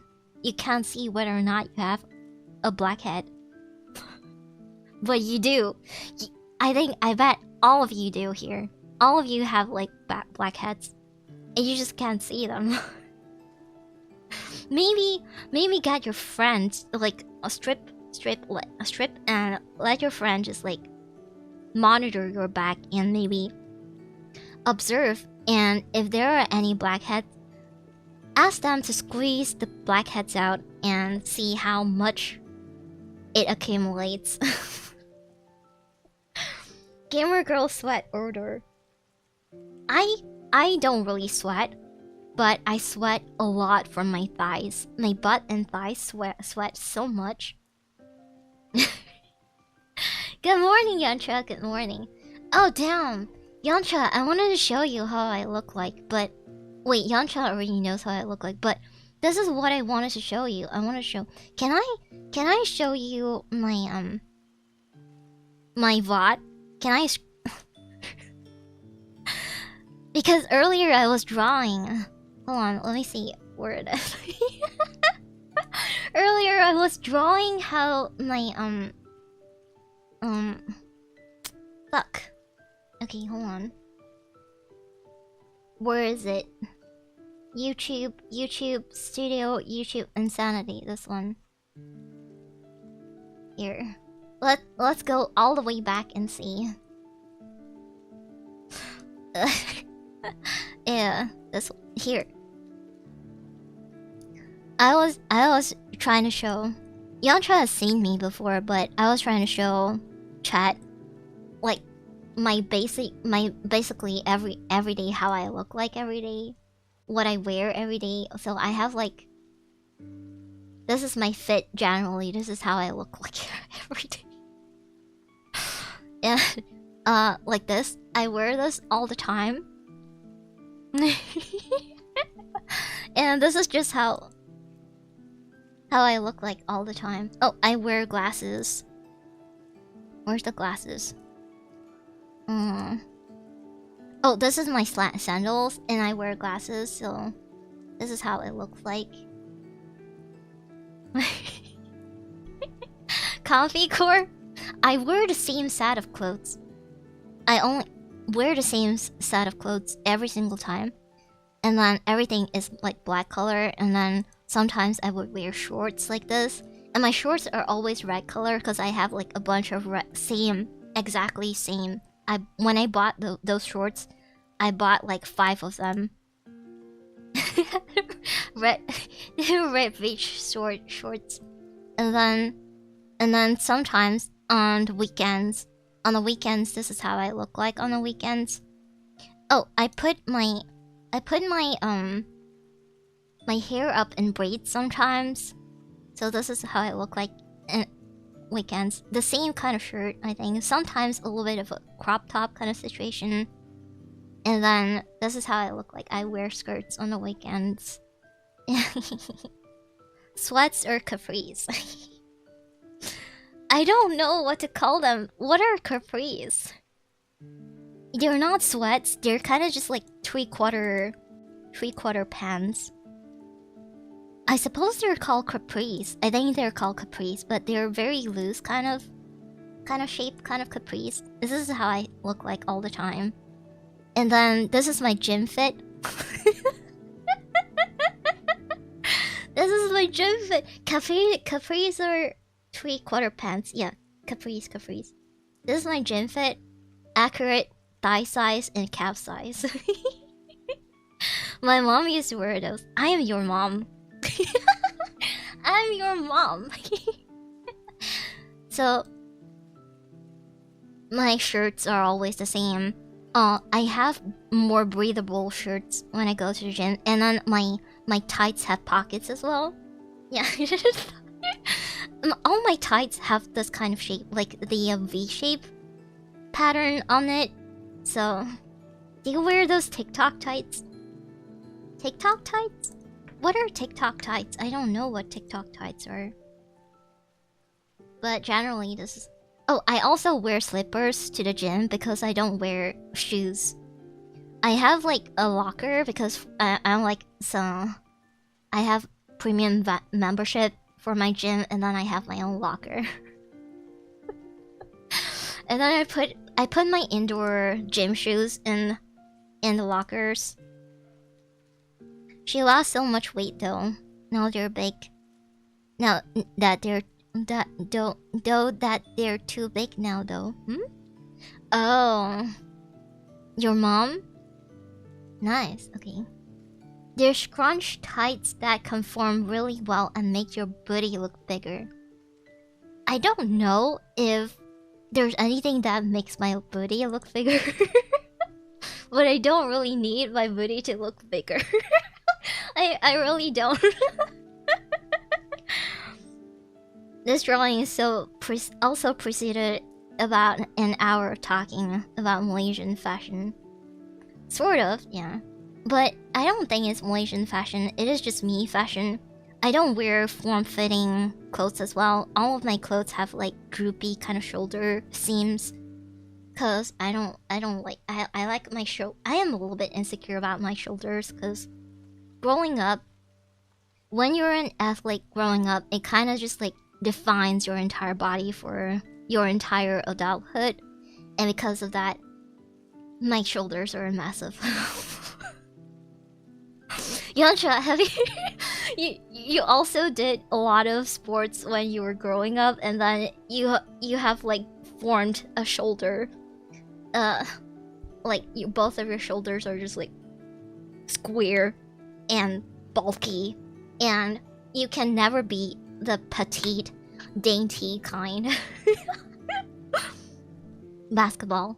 I also did swimming and martial arts, but I don't.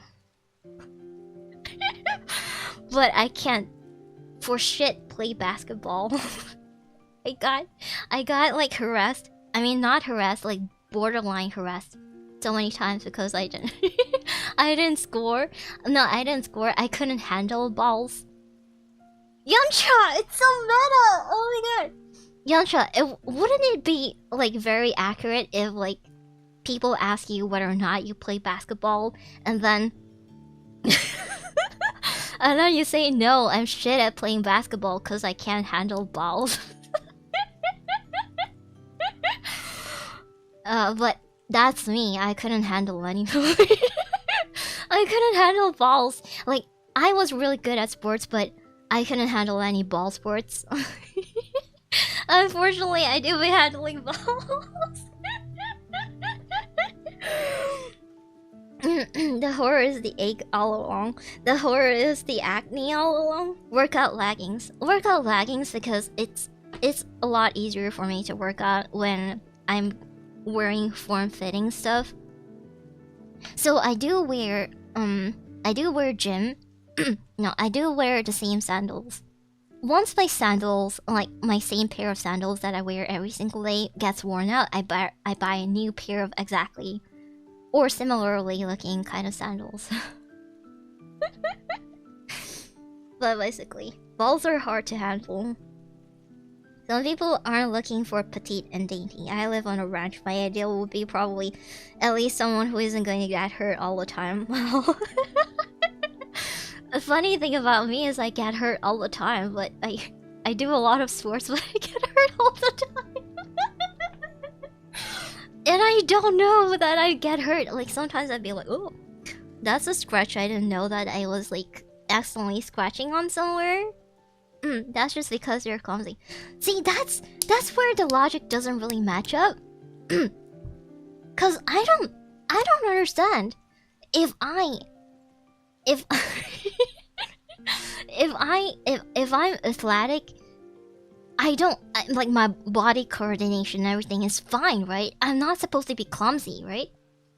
This is kind of weird. It is kind of weird if you think about it. So yeah, that's all I wanted to show you, Yancho.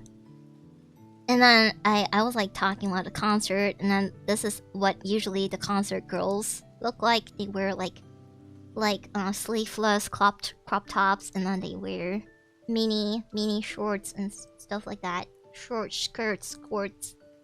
You get random bruises in random spots, yeah. And I get random scratches in random spots as well. Oh my god, we're almost 2 hours already. We're talking for almost 2 hours already. I don't wanna... Am I not supposed to be playing a game right now? Damn it. Now I can't finish my game anymore. Shit. I'm gonna change the title of the stream, and I'm gonna change... When are we gonna be able to get to Subnautica? Another hour to match the other day. That's what you guys have predicted. I said that I'm definitely going to. I can't. Cause I have to go in like another 1 hour and a half, and 19 minutes is not enough to complete the game. Damn it! I got distracted while working and run a shin into something, so now it has a bruise on it. The thing is, my pain tolerance is really high. So whenever I get a bruise or something, I don't notice, you know? If I accidentally knock myself onto something, or if something accidentally hits me, or, you know, I won't be able to notice until the aftermath.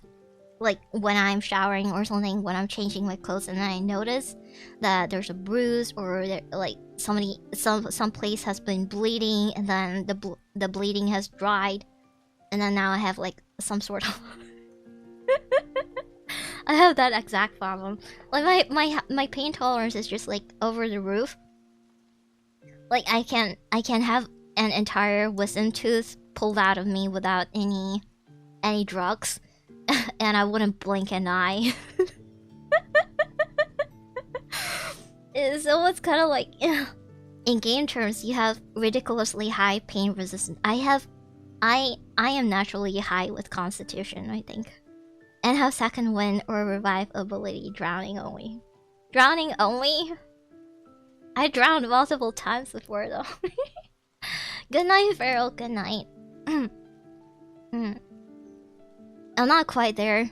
Women usually have a way higher pain tolerance comparing to men, I think.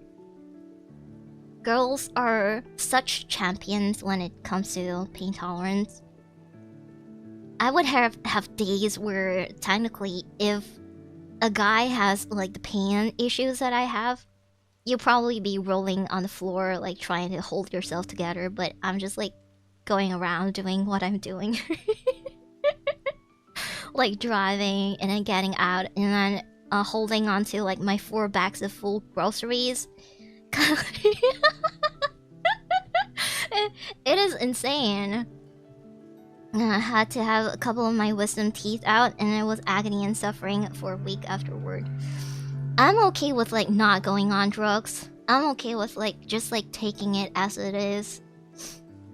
But when it comes to childbirth, that should be crazy. So, you know, like most of your moms, they definitely have pooped when, like, in the midst of trying to give birth to you. They have definitely shat themselves somewhere along the line.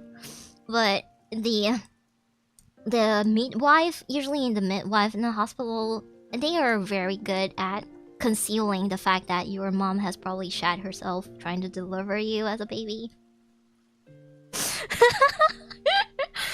But because your mom has to be like the perfect woman, and your mom, this is her moment, her most glorious moment, one of her most glorious moments that she has had in her entire life. And that midwife that is like helping your mom deliver you, she is definitely the MVP. But guys will deal with the pain until they almost die because of stubborn refusal to go to the doctor. I mean, that is very legit for my dad. My dad is so hardcore to the point, there were like a couple of times, because he used to work in like high construction places, and he used to be a manager of like a steel maintenance recycling warehouse thing that's like super massive, and he has to deal with a lot of things. And he was a blue collar worker, I think. Yeah, definitely so.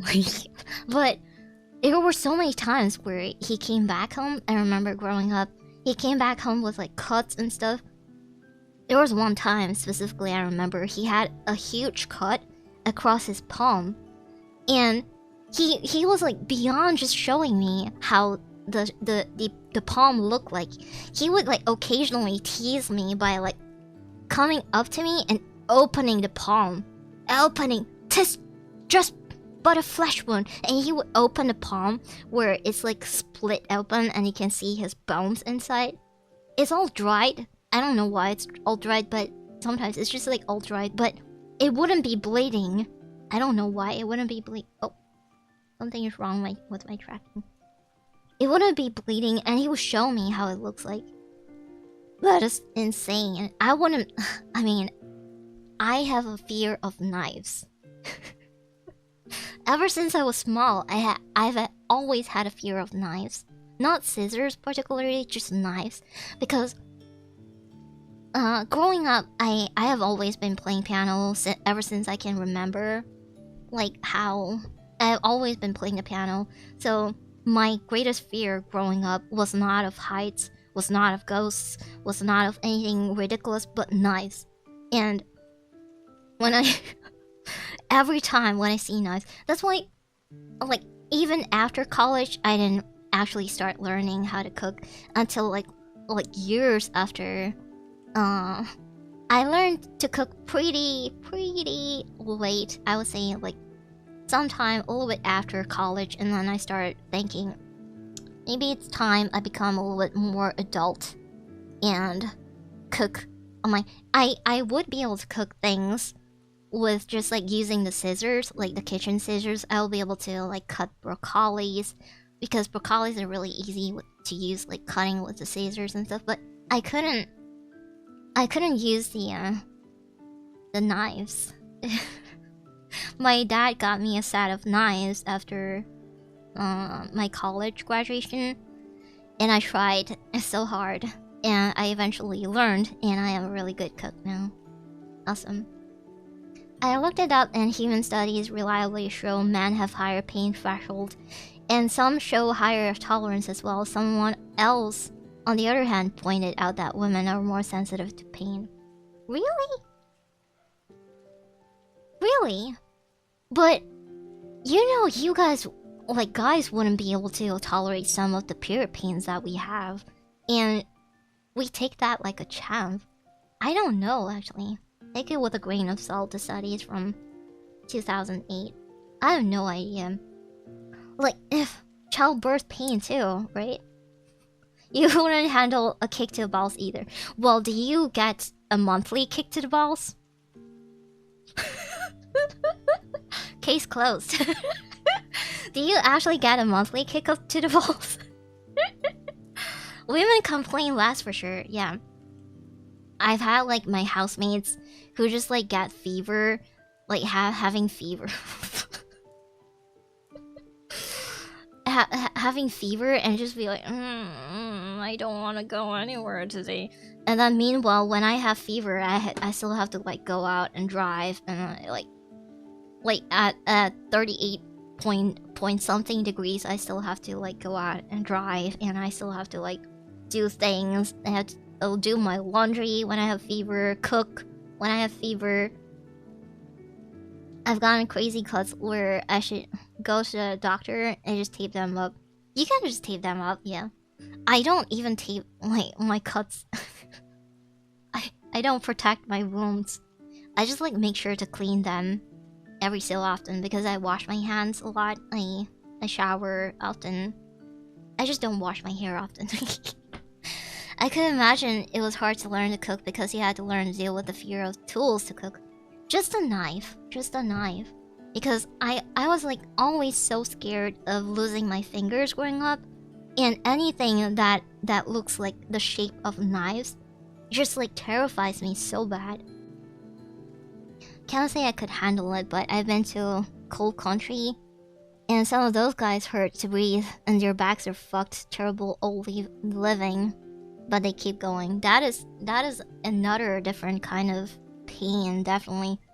Monthly kick to the balls, but like 20 times a day, a week. Do you fear hot oil's bad splatter? No, not really. I am not really afraid of heat stuff. Like, I don't feel. So I can like basically just take the bowl with my raw hands right out of the microwave oven, and I don't really feel much. I have a lot of calluses on my fingers. Like, my fingers are really thick with calluses. Male housemate with fever. I feel like hell. I'm gonna die. No. Every time I'm gonna die. I can't deal with this. Help me. Can you help me? Help me. Mary with a fever. This is fine. I have things to do. I do have things to do. The nerve damage be real? Do you think it's nerve damage? I don't know whether or not it's nerve damage. I just have a really thick skin. I can also drink like boiling water, just like without super burning. Like my tongue doesn't really get burned very easily as well. Having a fever is an excuse for you to get a sick day off of work. If not, your days your days are just gonna pile up. Like your medical leave is just going to pile up, and you're not gonna be able to use them because you don't have the medical thing, the medical certificate from the doctor. I don't think I fear that. I definitely don't like how it feels. Oil splatter?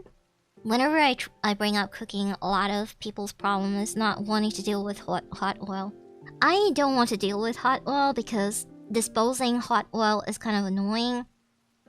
So I don't really like oily foods, so I don't really have to deal with hot oils a lot. I use my air fryer if I want to cook something that is crunchy and... Oh! Speaking of which, I made s'mores yesterday with my air fryer. Medical leave is such a wild concept. We do have to take medical leave. Do you not have to take medical leave? You have to like contact your workplace and then you have to show proof that you went to the clinic. And I made s'mores with my air fryer. 7 minutes, 200 degrees. Perfect. Perfect s'mores. Whenever I bring up... Okay, oh, I already read that. I accidentally cut my thumb once with a pastry cutting knife. No! While washing a mountain of utensils, and it was not nice. I'm hungry. Me are hungry too. me are hungry too. But I heard there's like a certain amount of days you have in a year, wasn't it? Yeah, you do. You do. I have low pain tolerance. Something hurts, I try to stop it. I do tolerate heat, cold, and seasoning though. I can't tolerate cold. If I have to hold on to like an ice water or a boba for a very long time, I'd be like, ugh, I can't deal with this. This hurts. But when I have to hold on to something that is like boiling, I can hold on like to a bowl of soup. I can hold that for like 5 minutes and I wouldn't complain, but... Where I work, I can just call in and be like, I don't feel good. I'm going to take a sick day, and then I have the day off. Really? Oh, that's great.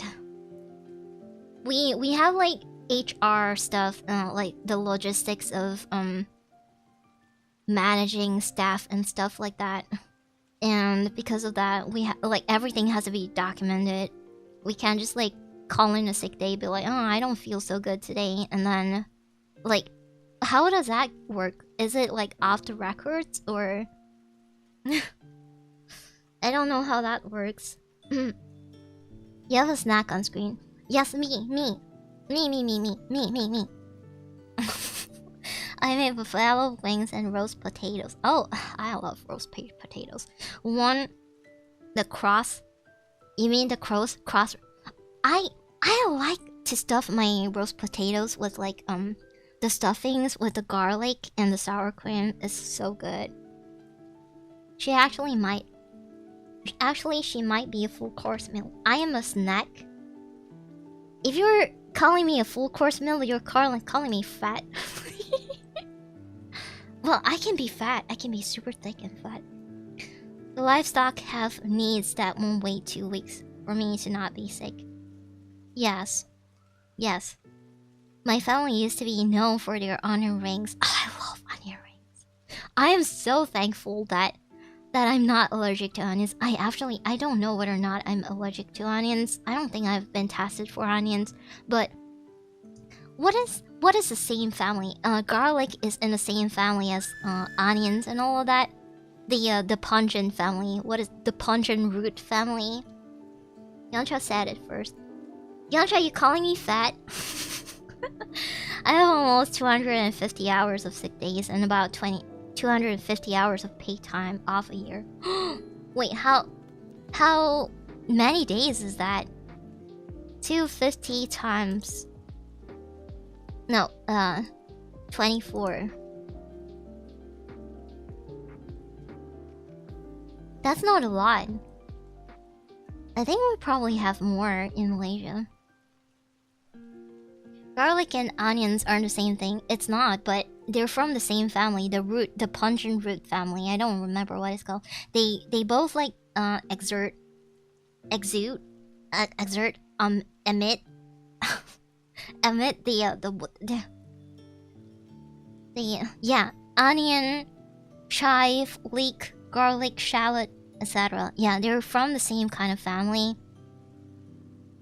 Alien, that's right. Yeah, so smart. Oh my goodness. Thank you.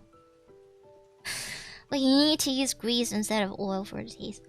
I love onion rings. Onion rings is my guilty pleasure. I would order recently I've ordered if you're Malaysian, recently there's a limited edition Not is a Korean Not is a Korean fast food chain. And the Korean fast food chain, it's like pretty good, but it's really expensive. I don't really go there too often, but recently they have this limited edition thing with onions, and I cannot hold myself back. I love garlic, I love onions, and now that I am sealed off from garlic, I have been coping so much with just onions. Like, I like those kind of like super pungent. I love it. Divided by 8, maybe 8 will be a full day work. Yeah, 8 would be a full day work. Oh, right. So that's like, is that a lot? Hold on. Divide by 8. So that's like 31 days. Holy shit, you have 31 days? That's insane, right? 31 days. That's an entire month of leave that you can take. You can go on an entire, like, a European tour just by like taking all the leave. Have you ever had a blooming onion? What is a blooming onion? Oh, yes, I have. Oh my god. I like my blooming onion with honey mustard. With honey mustard is so good. People say ranch. Dip everything in ranch. I don't like ranch. Ranch has like a certain like scent and smell to it that I don't really like, but I like to dip my blooming onions in honey mustard sauce. Oh, it's so good. I love it. I gotta go cook something. 7.5 hours is used per time off. Whoa, that is crazy. Holy shit. Who's there? Who's there? Oh, I'm talking to Twitch chat because I'm streaming to Twitch as well. Oh wait, you already know that I'm streaming to Twitch. It's basically a similar thing to onion rings, but you can break off the sticks entire. I definitely love my honey mustard. I love dipping a lot of things into honey mustard sauce. I don't think I can ever live without my honey mustard sauce. Like, ever. Not sounds like knock knock. Not is a Korean. Let me see if I can show you. Not. Menu. No. So this is what not is like. Oh, this is the menu that I had recently. This one. This is so good. I mean, the burger is like whatever. It's not as good, but the fries, the loaded onion fries, is so good. I don't know if you can see it. So this one. This is the loaded onion rings. And they kind of just sprinkle fried onions all over the loaded onion rings, so it's not very worth it. I suggest if you're in Malaysia and you wanna go to a not store, go to get this one. This one, the fries. Amazing onion, yes, onion. It does look good. It does taste really good. I very recently just ate it. Very recently. if you eat meat, you can soak chicken or fish cuts in a whole tub of honey mustard for 48 hours and the meat will absorb it. So when you cook it, it will taste really strong with honey mustard. I've never tried that before. I have marinated so many of my meats in different kind of sauces, but I've never thought about marinating in honey mustard before. Honey mustard is more of an external kind of texture and taste that I want on my food, not like a more embedded kind of taste, because the embedded kind of taste is kind of very it's different. It's like subtle and but strong at the same time. It's like the aftertaste is really strong usually, but I just like an over dip kind of taste to it. I think the soaking is a marinade. I mean, if you're letting your meat sit in the sauce for a long time, is it not called marinating? I don't know the difference. I just like do it. I don't know the theory when it comes to cooking. I just like cook whatever is good for my tongue. My dad is a really good cook, I think. Is this place new? Yeah, it's in IOI City Mall. Recently I went to IOI City Mall. You can get it. It's in the Algae floor. Somewhere near, I don't remember where it was, but somewhere near, I mean, if you are close enough to IOI City Mall, then you can. Jonah Mumford, where are you from? It may be, but I'm not sure. But you can do that with honey as well. Honey, I've definitely done many times before. I like to soak my meats in ginger honey, like ginger and honey. And it comes out like... We Asians, sometimes we have like we have a lot of different kind of spices. And mainly the 5 spices. But we have like a lot of herbal spices and other stuff as well. Ampang. It's not that far! It's just ampang! What do you mean, Jiao naman po? It's not that far. If it's under an hour worth of drive, you can go IOI City for so many things. IOI City is the biggest mall in Southeast Asia. It is the second largest mall in the entirety of the world. The second largest mall in the world. IOI City Mall.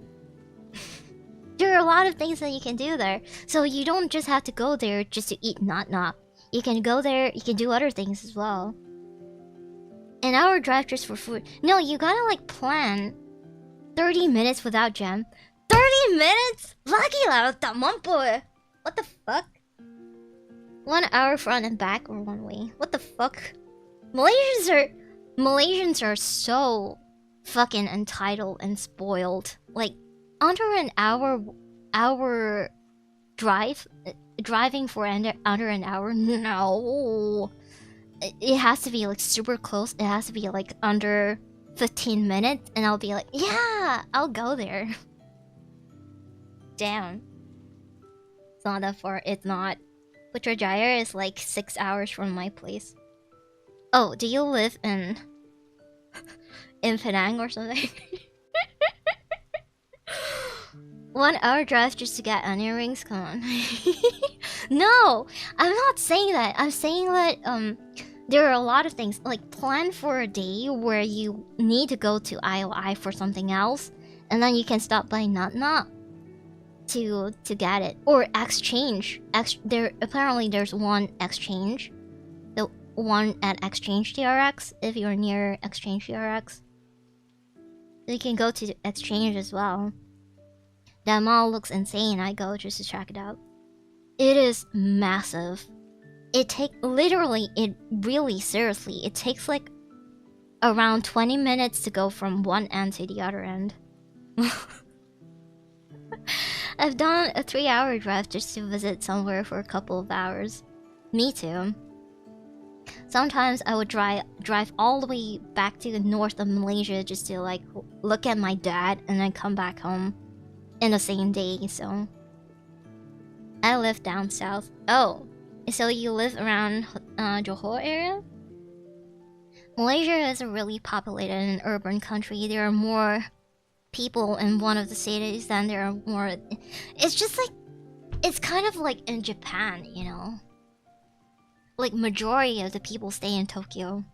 And and in our case, our Tokyo is Kuala Lumpur. So if you live around Kuala Lumpur area, most of the cities surrounding Kuala Lumpur is kind of like right about outside of Tokyo for us, equivalent to like outside of Tokyo. So it's kind of the problem with IOI is it's one big strip. Sometimes you need to walk one end to the other to get what you want. It's only less than 20 minutes of walk. It's not a very long walk. It's not. It's honestly not a long walk. Seriously. I don't... Many of you Malaysians need to go to, like, live in Europe or live in New York, or somewhere where, or in Japan for like, for like I don't know. Malaysians are like, oh, I don't want to walk in this weather. Oh, there's so many people around here. Oh, I don't like this. Oh, it's so hot. Mary, we don't have thunder mega strong thighs like you. We can walk that far. Just treat it as like a like a workout. He has one leg, Mary. Please understand. KL is not as walkable compared to the other cities. Yeah.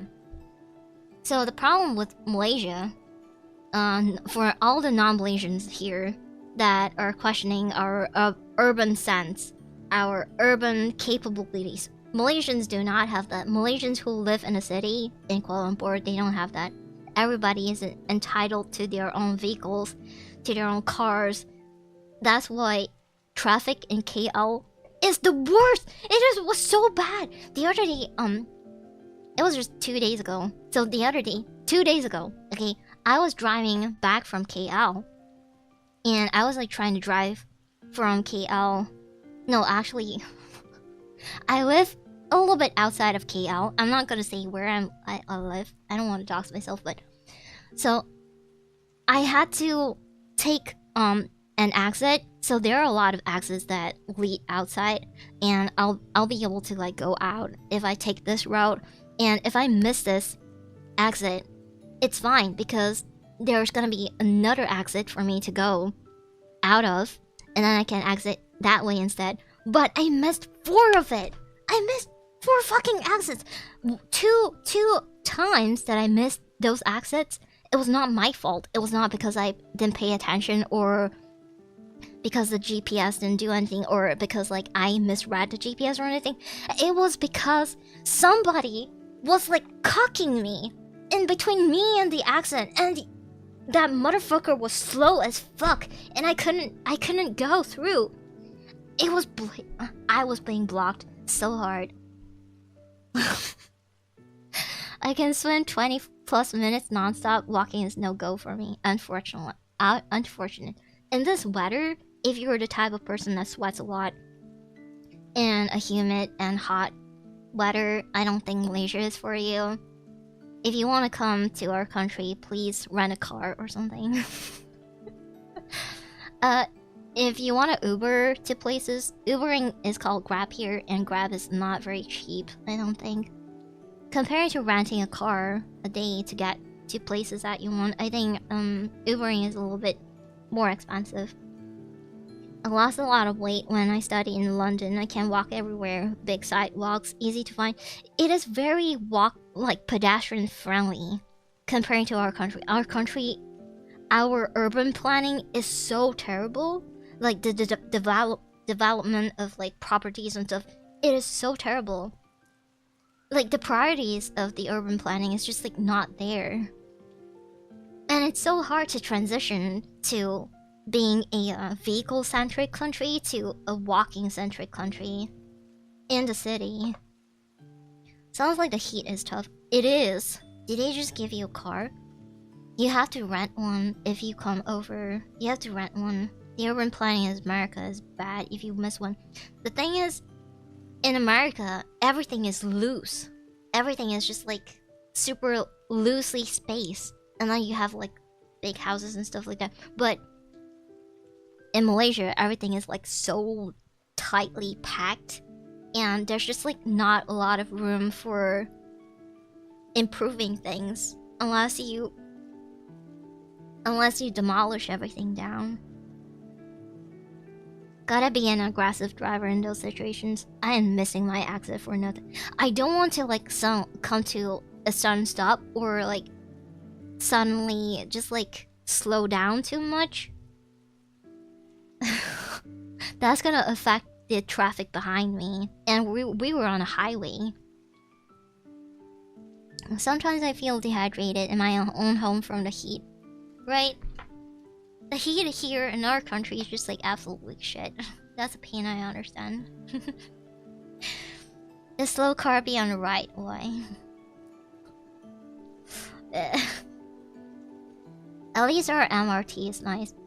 Yeah, our MRT is kind of developing, sort of. But the point of being able to take the MRT is for you to walk to the MRT. There's no point in trying to like Uber to an MRT and then take the MRT from there. Is it true that Malaysia has tons of taxi boats? What do you mean by taxi boats? What does that mean? I don't know what that means. In the east of America, there's small towns and even cities not 20 miles apart, which is about 30 km. You get out west, you start seeing signs like exit now, last gas station for 150 miles. You gotta be like super alert when you're driving in those kind of situations. Like if you cannot miss an exit, you cannot miss an exit.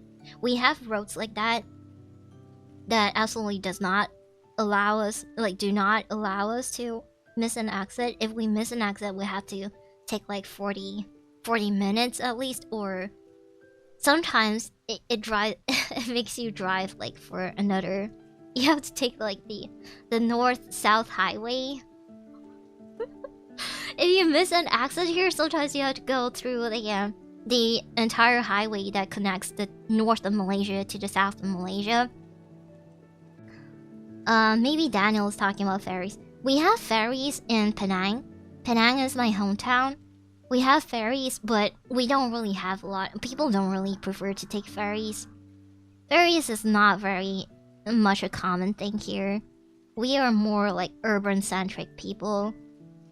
So I would say no, we do not have tons of taxi boats. If you want tons of taxi boats, a lot of ferries, maybe go to a more water-based kind of like Netherlands, Amsterdam, Venice.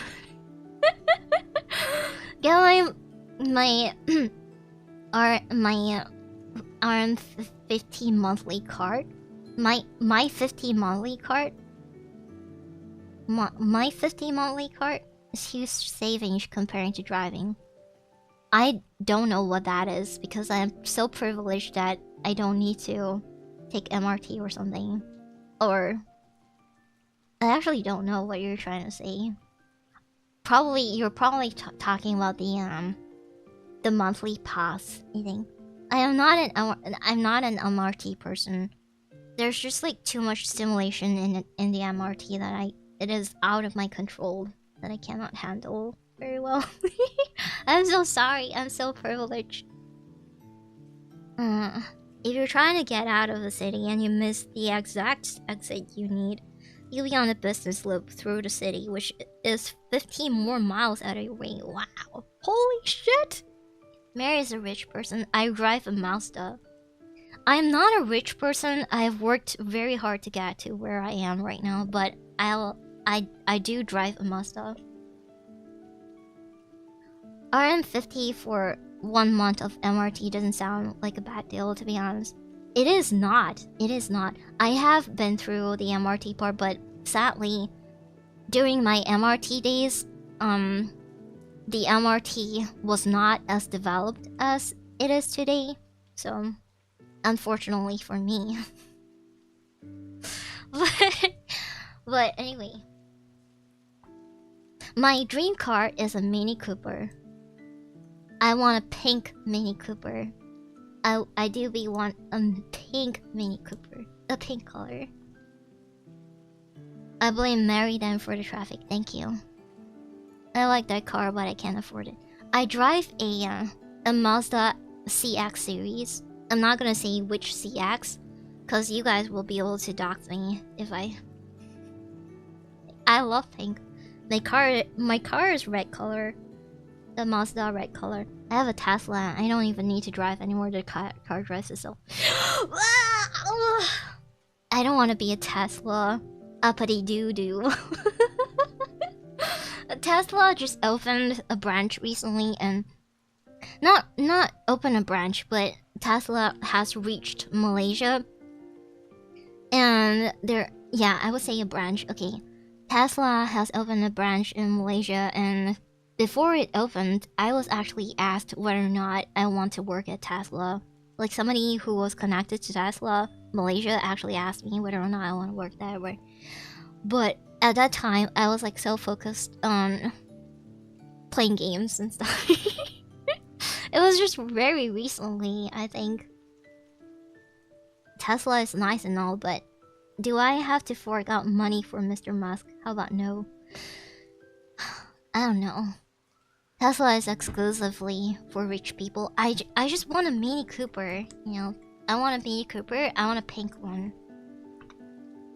It's my dream car, but oh, look at this! Oh my god, it's so hideous. I love it. It's so hideous. Hold on, where is it? Look at this. Wait, look at this. Ew, it's gross. Look at how gross it is. No, this is probably just a concept art. But yeah, I do want a pink Mini Cooper, like a baby pink kind of Mini Cooper, like this one. Gorgeous.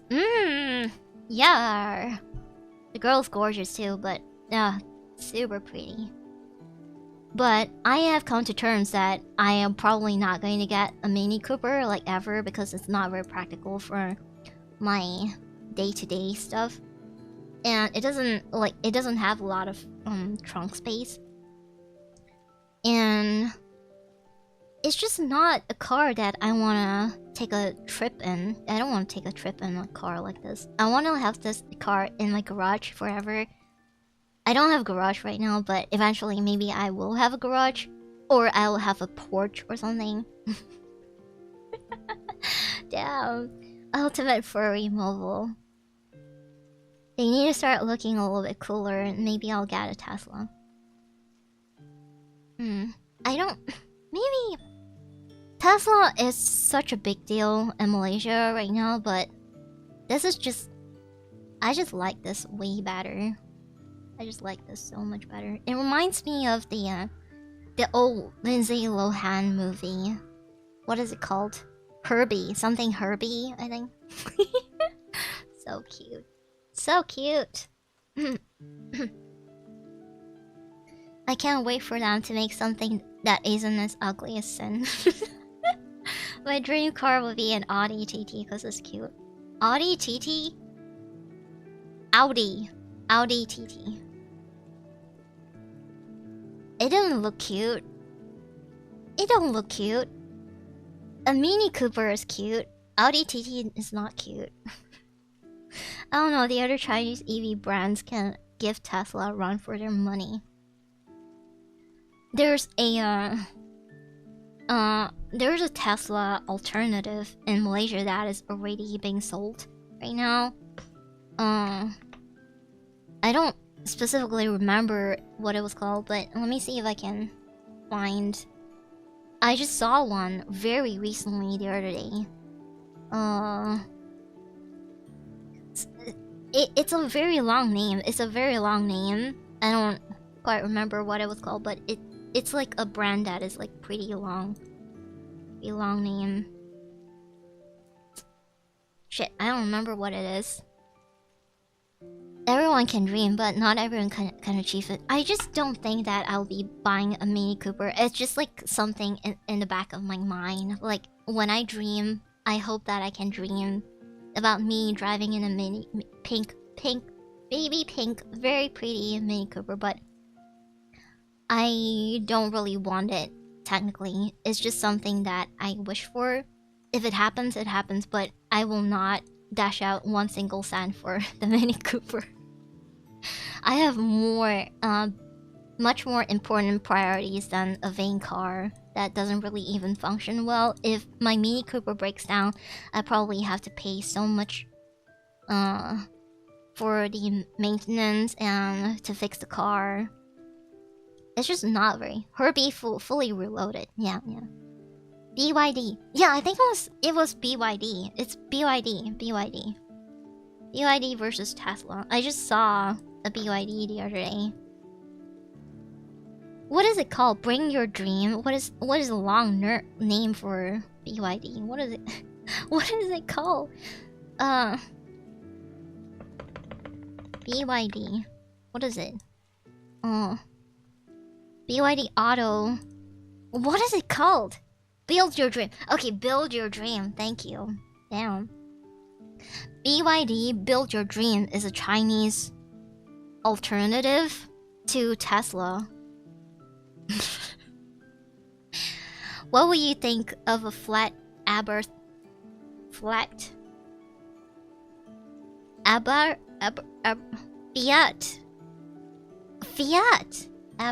500. Sorry, I'm not wearing glasses. It's really cute, but it's a 2-seater. Is it not a 2-seater? Yeah, I don't really like. I don't know. There's still. I mean, technically, a Mini Cooper is kind of like this as well, but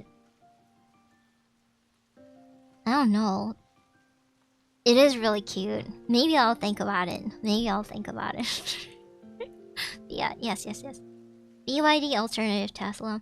BYD is Build Your Dream, and it is an alternative to Tesla. What if someone gave you a pink Mini Cooper? Would you drive it? Yes, I will drive it if somebody gives me a pink Mini Cooper. And if that someone also has like a guarantee thing or like a warranty for the car, and it's like I'm gonna get free maintenance work every time, then it will be good. Just a car to show off in the garage. Tesla has a lead on self-driving, but others will catch up eventually. Yeah. Reminds me of my first job changing tires. My boss, who was Roten, was gonna move $1,000 Mercedes. Okay, from short girl. Only thing I heard was ga ga ga hung hung. I have no idea what you're talking. I don't know what you're saying, Daniel. Oh my god. What are you saying, Daniel? Are they doing the sex in the car? I think there's an extended one that has 4 seats. The issue with you in Malaysia and European cars, which is both the Mini Cooper and Fiat, is that Europe is far away and getting parts would be difficult and expensive. That is why I opt for Japanese cars instead. I don't even like Hyundai. I think Hyundai cars are very fragile for some reason. I don't like Honda as well. I like Toyota cars. I'm a Toyota girl. My dad drives a very old Toyota Camry, and he has not thought about like getting a new car for such a long time, like, over a decade now. And it's just like Daniel's translation. Boss was fat. Valley hit the horn and had to move the seat back. Oh, I see. Okay. He couldn't move the seat because his arms was stuck. Okay. Okay, cute. As long as it still works, it's fine. There's no need to. For new ones, there is no need. But a lot of rich people in Malaysia would think in a way where, oh, you gotta sell the car when it's still viable to sell. If not, the value of the car just plummets into nothing after 10 years. So you gotta sell it before it reaches 10 years. That's in a lot of like the mentality of the richer people in Malaysia, I think. Camry, yeah, Camry. Japan cars are more recognizable. Japanese cars are more like we have local cars that are local car brand called Proton and Perodua, and they basically it's a local national brand, but they import their parts from Japanese companies. So they are kind of using Suzuki parts, they're kind of using Mitsubishi parts. So our local cars are mostly Japanese cars, basically.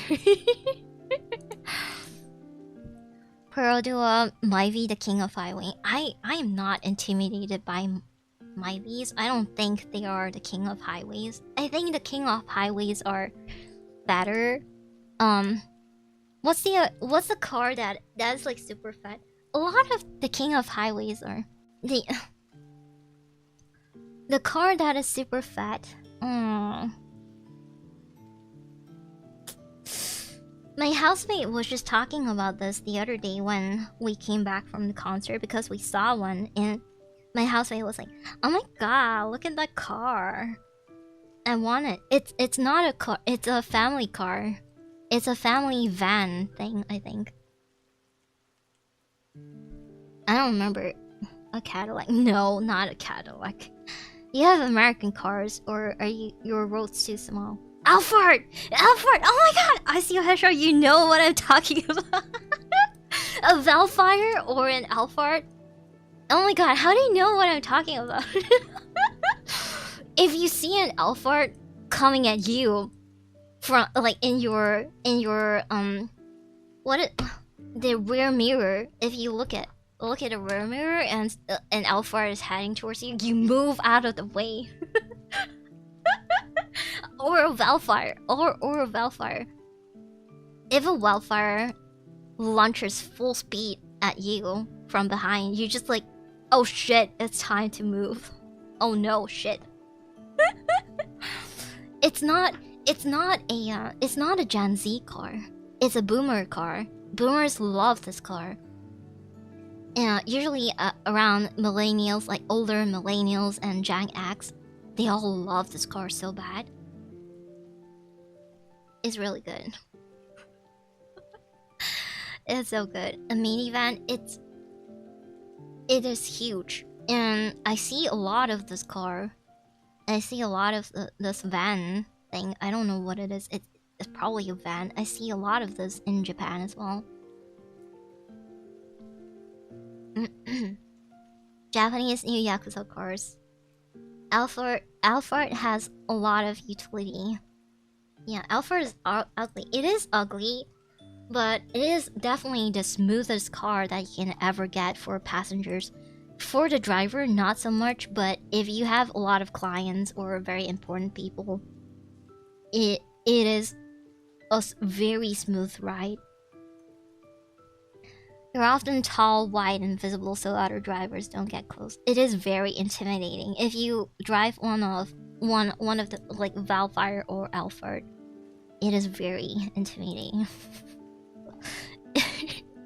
It's the kind of like typical vehicle that drivers drive idols around or actors around, I think.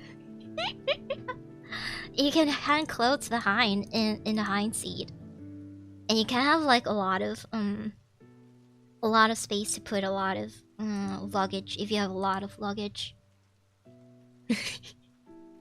It is a VIP car. Is the CEO of that Chinese Tesla alternative less of a man-child as Elon? I don't know. To be honest, I'm not into any of that. So, having me at a highway. a very, very scary car. How about Ford Ranger, Mary? Ford Ranger, isn't Ford Ranger just a very typical kind of truck thing? I think a lot of like the older generation people who own companies would all have a Ford Ranger. Ford Ranger is kind of scary, but it's not intimidating. I don't know why. Something about Ford Ranger does not scream intimidating. You ever seen one before? You got to see a lot here in Malaysia, I think. And my housemate is like, "Oh my god, look at the car, it's so nice." When you're an older fanboy who doesn't really feel the need to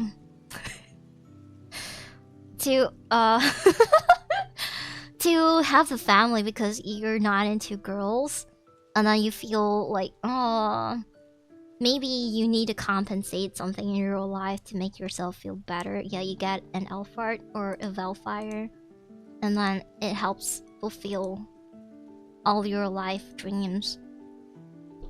I guess it's a truck. Ford Ranger is an SUV. It is kind of like a truck. It's like a four-wheeler. No, not four-wheeler. It's just like a truck kind of truck. I like Ford Ranger. A lot of people like Ford Ranger. You can undo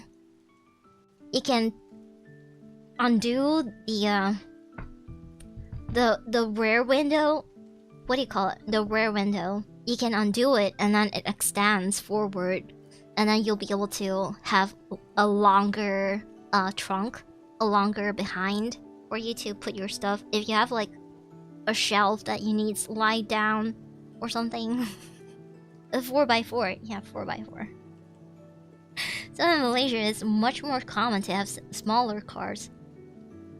Yeah, something smaller. But a lot of people have really big cars here, so I don't think it really matters that much. A lot of people prefer smaller cars, but you still see big cars everywhere because rich people are everywhere. Have you seen new American trucks? They're getting ridiculously huge. Like, which one? Like, which one? That's why I like it, because it's a pickup truck. It is a pickup truck. Let's see. They are... I don't know whether or not, if you don't drive the Ford cars, if you don't drive the Ford trucks for like a long time, will the tire just like become square? Not just like flattened, but they... I suppose all cars look like that, but look at the tires! Oh my god, sorry. Look at the tires! Oh, this is a customized one. Never mind. Why are we talking about truck? We have gone such a long way around the tangents, and then oh, the Mustang. Look at this. This is gorgeous. The new kind of Mustang. The old Mustang is gorgeous.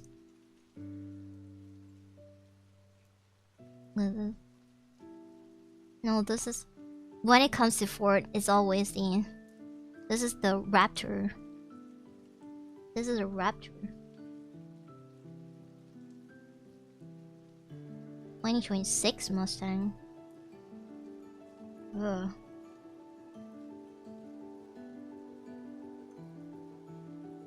Crazy. Oh, Mustang is iconic. Oh, Mustang is iconic. I put a JP car in Discord. Picture is like wires in the phone. Oh, okay. I like to use pickup truck when your country is flooded. They can go flat, but usually the tires will go back to shape if they haven't been flat for a very long time. I can't stand new cars, especially cars trying to bring back muscle cars. I hate muscle cars. I think they're too loud. They are unnecessary. And some of the muscle cars are like I don't know, they're just not very comfortable to sit in for some reason. They're too loud, very uncomfortable to sit in. And if some of them, they have like very low, like some of the race cars, not muscle cars, but some of the race cars, they have very low body, their chassis is very low.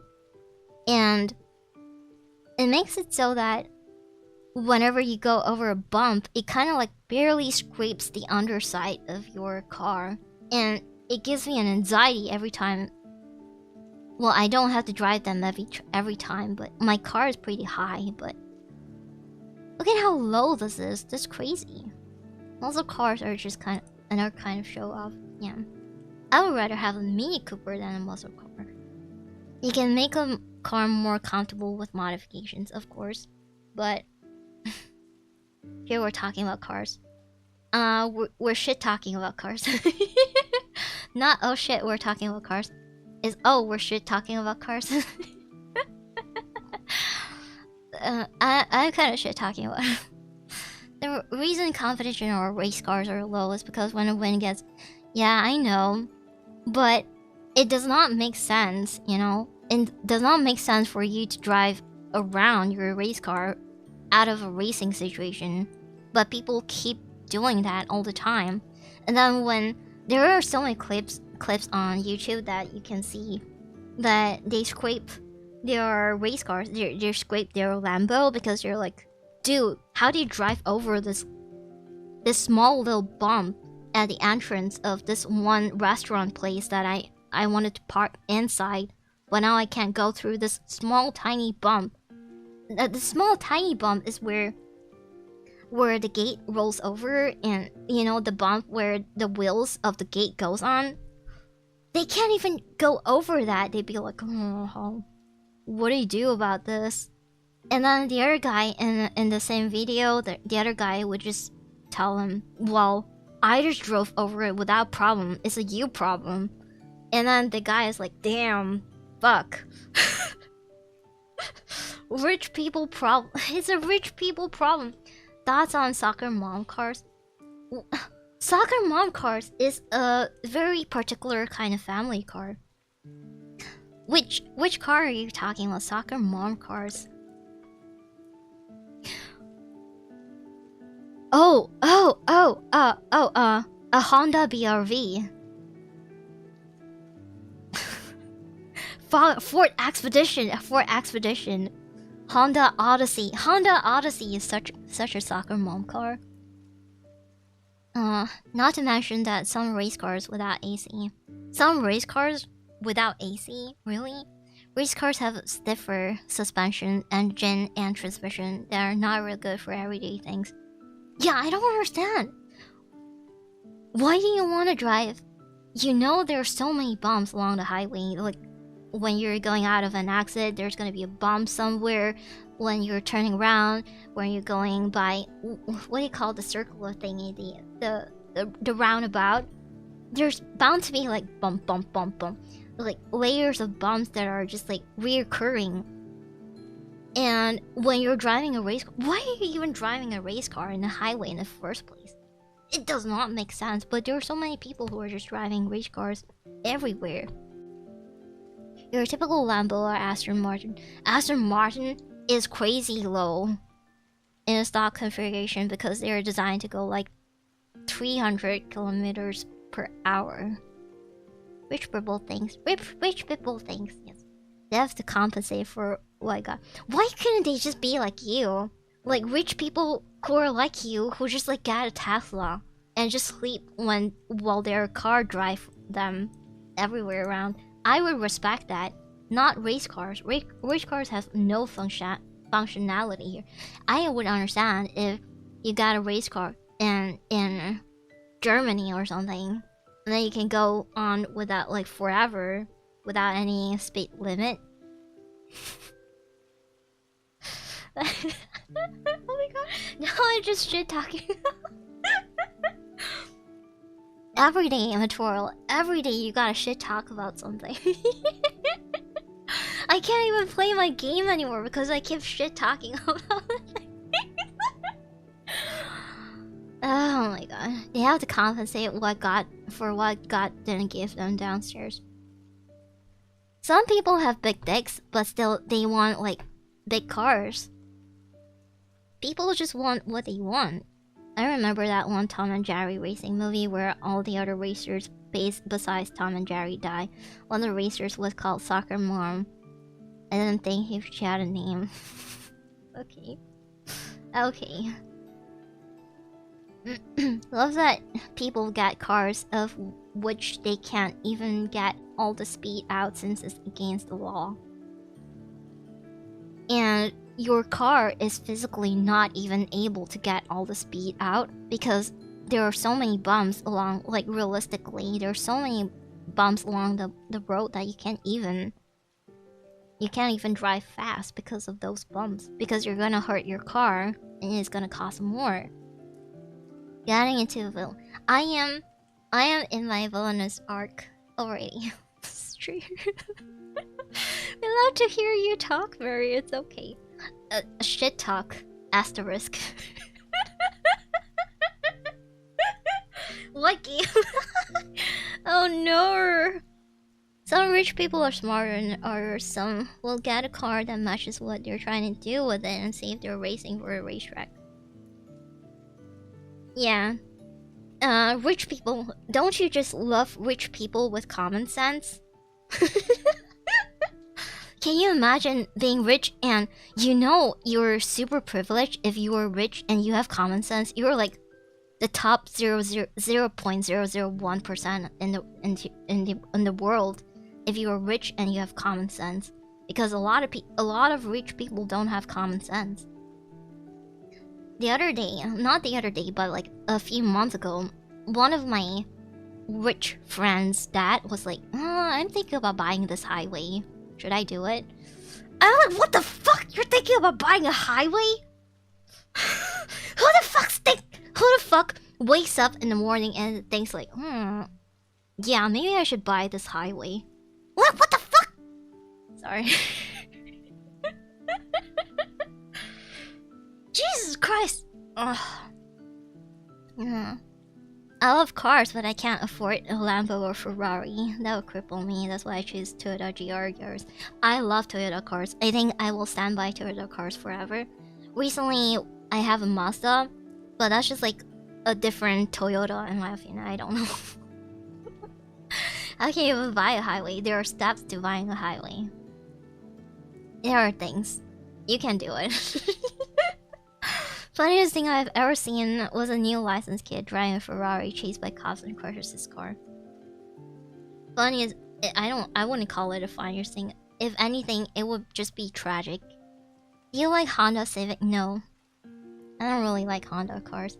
Honda is more of my brother's type. I don't really like Honda. My brother used to have a Honda Civic, and recently he's been thinking about getting a Honda BRV because he likes to go camping, and Honda BRV is very small and compact, but it sits 7 people, so everybody has to cram in the very small room. But, you know, you want to shit talk cars, why don't you watch some dash cam crashes? That would throw me off the rails. If you have bad roads, the road will destroy something designed for racing or high performers like a Challenger. You're the most rare person if you're rich and has common sense. That is crazy. That is natural selection at its finest, yes. Honda Toyota is OP. No, it is not OP, but it is more affordable. And Toyota cars are so reliable. Even comparing to Honda cars, I wouldn't say Honda cars are the most reliable, in my opinion. Honda cars are not. I don't know why. It's just like, back in those days when my dad was buying cars still, he was like thinking about getting a Honda, but then he did his research in Honda cars, and then apparently they're not very reliable comparing to Toyota cars, and I kind of stick by what my dad said. I didn't really do a lot of research in a lot of that. There's Hyundai as well. Hyundai is a Korean brand, but I don't really like Hyundai. I think Hyundai is not as good. I love Toyota cars. I don't know. I just maybe it's more confirmation bias because I grew up with Toyota cars. So, oh, Matura, hello. How do you do? Honda Civic is expensive and it's not that fast. It has to be fuel efficient as well. Your old man is a wise man. Thank you. My dad's using Honda and he takes care of the car. Yeah. If you have a good car or if you have a shit car, it doesn't matter too much. As long as you take care of your car and as long as your car is more fuel efficient, it will last you for a very long time, I think.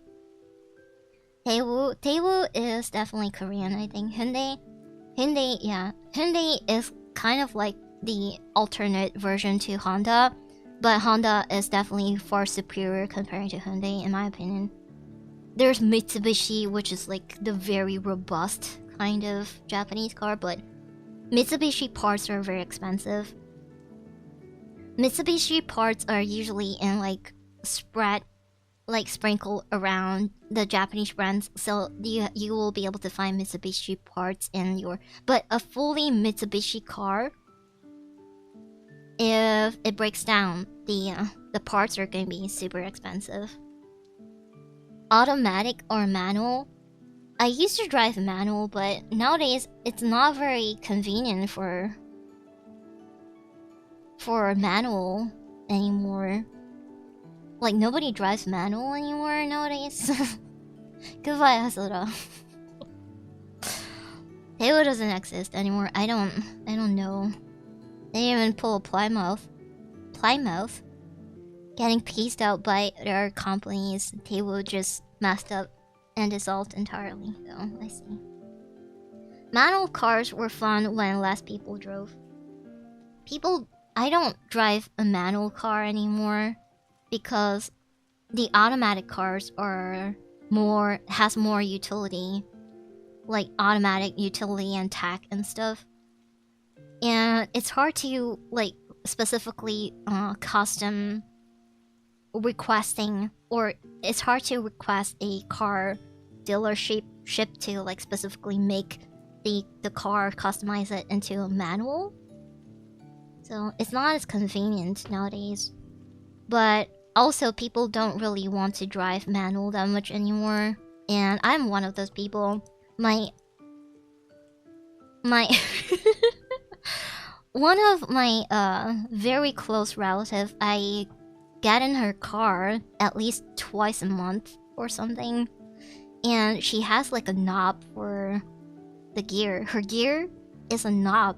And it's not even a gear anymore. It's a knob. Coward. It is not a coward kind of thing. I think people who drive manual think that they have big dicks and they stand by driving manual cars, but the reality is just that manual cars are not as convenient as automatic cars anymore nowadays. But if you have a big dick, salute to you. You are so blessed, you know? But I don't got dick, so I don't need to prove anything.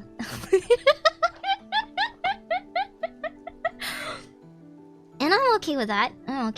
Manual for drifting. If your hobby is driving, I definitely understand why you prefer manual cars. Manual cars are really fun to drive. The problem with a 67 CUDA is you gotta pay for parts that you have to restore and put together yourself. I don't know anything about that. I don't really like driving manual cars anymore. Automatic cars are just so much more convenient. Especially driving around in KL. In Kuala Lumpur is just such a nightmare. I hate this place. I hate this place so much. Oh. Well, anyway. Damn it!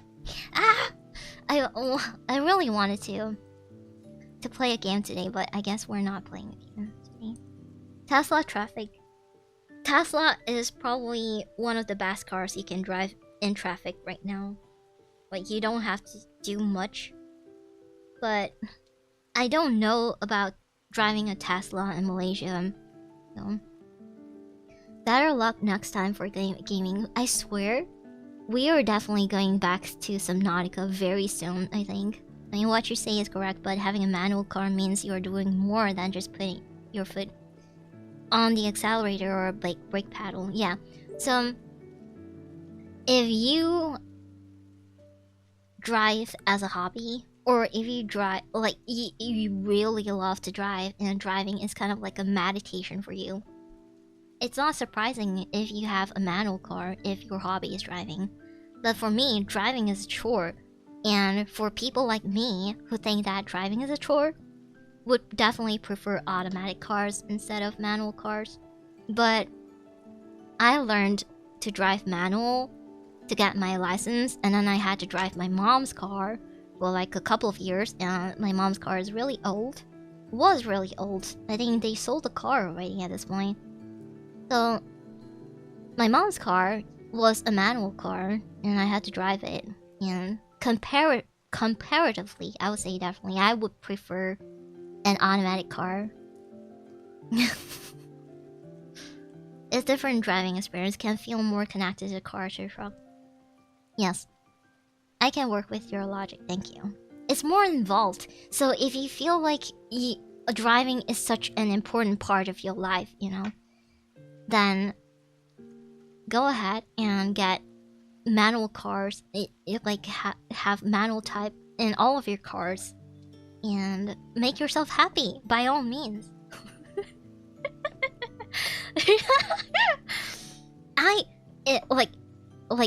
It's kind of like pasta, right? Automatic people, we like to buy instant pasta. We like to buy the type of pasta you can like unpack. You can open the pack with the scissors, with a pair of scissors, and you can throw the entire pack of pasta into the boiling water or unboiled water or whatever, however you want to cook your pasta. You can do that. Or for the manual people, equivalent, the pasta equivalent is you make it by hand with the dough and everything.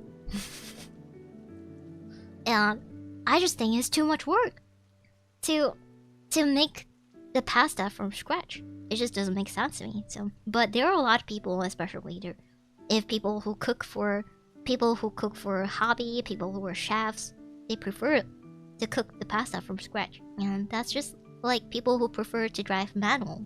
And would you say that that's a very fair comparison? I would say it's a pretty fair comparison. I do not want to be happy, I want to have problems. That is a very solid logic that you have. A very solid mindset that you have. You always have problems in your life. You don't get to choose whether or not you have problems in your life, but you get to choose what kind of problems you want to have within your control that you're able to handle yourself. You know? It's kind of like you choose your struggle. You don't get to choose whether or not you get to struggle, but you get to choose what kind of struggle you want to go through. Normally, I don't mind driving a manual in a city, but my car has a stiff clutch. It's an ankle workout. You're gonna have such tight calves. Such tight calves. Yeah. Very defined calves. You can pick your battles, yes. Why do you work yourself when somebody else already did the work? Yes, why? Exactly, I don't understand. I choose to struggle in a sense that improves myself, like improves my life. If it's a struggle that does not improve my life in any way, I don't want it. I prefer to struggle so I can have a better life for myself. Okay? Hi. Now we spent so much time talking today. So much time talking today. To be fair, I think we spend so much time talking every day. Every time when I stream. I kind of don't really want to be a just chatting streamer. But I feel like that's kind of the direction that I'm going nowadays. Eventually I'm gonna be running out of things to talk about.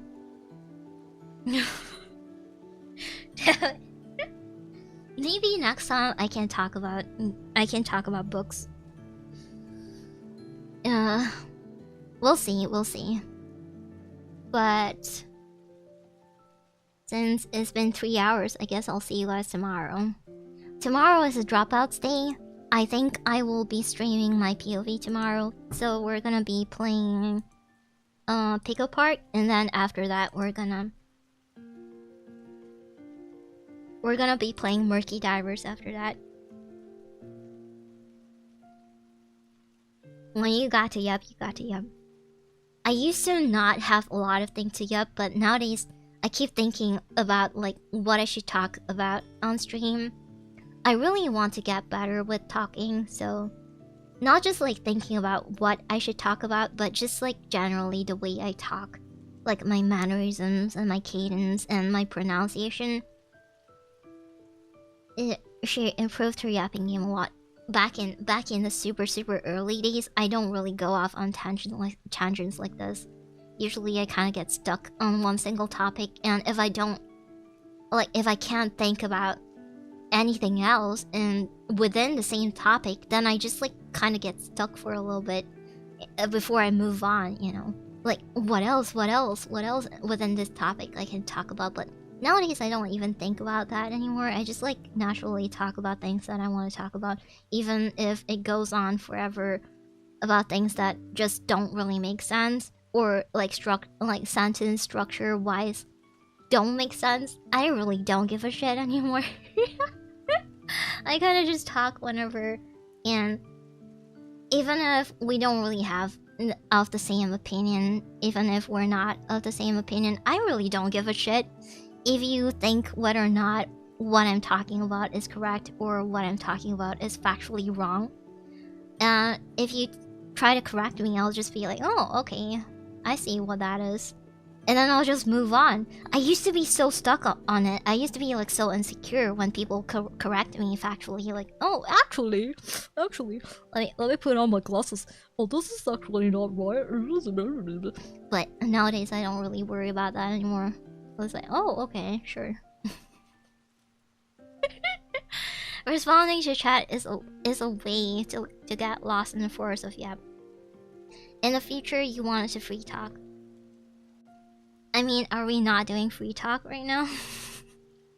You be the first feature I seen talking about cars. Does Kiri Volt? What's her name again? The Globy Giraffe person? The Globy Giraffe VTuber? She talks about cars, right? Right? The British Giraffe VTuber, I think? Kiri, yes. She talks about cars, right? Yeah. Does she not talk about cars? I'm definitely not the first one that has been talking about cars. But in my dreams, I will be driving a pink Mini Cooper, but I will never get a pink Mini Cooper, because if I get it, it becomes my not dream car anymore. It becomes not my dream car anymore. If I get a pink Mini Cooper, I will be so disillusioned with the problems that comes along with the Mini Cooper, you know? Don't forget a carpet covering all of it. She does, but unfortunately her streaming times don't line up with me being awake. I see. What time is it over there? Good for you, Mary, because you have improved a lot, and I'm glad for you. You haven't known me for a very long time. How do you know if I've improved a lot? Just by what I have elaborated, just by what I've explained to you, what happened with me. I'll listen to you talk about anything, Mary, and respond in chat if I think of something relevant. I see. Oh, you're Australian. Alright. Do you know that I'm going over to Australia soon? I'm not too sure whether or not. I'm thinking sometime around August this year, but I'm not too sure. I gotta like ask about the schedules and stuff. But I'm getting a free plane ticket, a return trip to Australia. I'm getting a return trip, free plane tickets. So I'm thinking about going to Australia very soon. Nice. I watch your old life. Do you?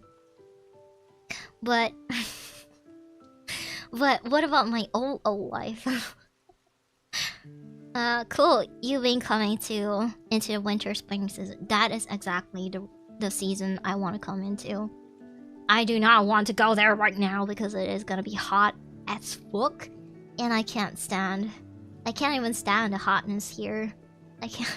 I definitely am not. If I go under the Australian sun, I'm probably gonna be burnt to crisp, and it's not healthy for my skin. Noise, mate. It was 41 degrees yesterday. Holy shit, burn me, I'm dead. Oh my goodness. In my country right now, in Malaysia right now, it's somewhere around 27 degrees outside. And it's probably going to be around 24 degrees on a cool day, which is like almost every day because it's almost raining. It's raining almost every day recently, so... I'm definitely going to Australia. It's either Australia or New Zealand. Because the person that I'm going to see in Australia wants to go to New Zealand. I don't know why, but they were thinking about going to New Zealand for like a month worth of trip or something, and then they asked me whether or not I wanted to tag along, and I kind of like, Australia, at least I have something that I am like I want to do because it's near. Where is it near?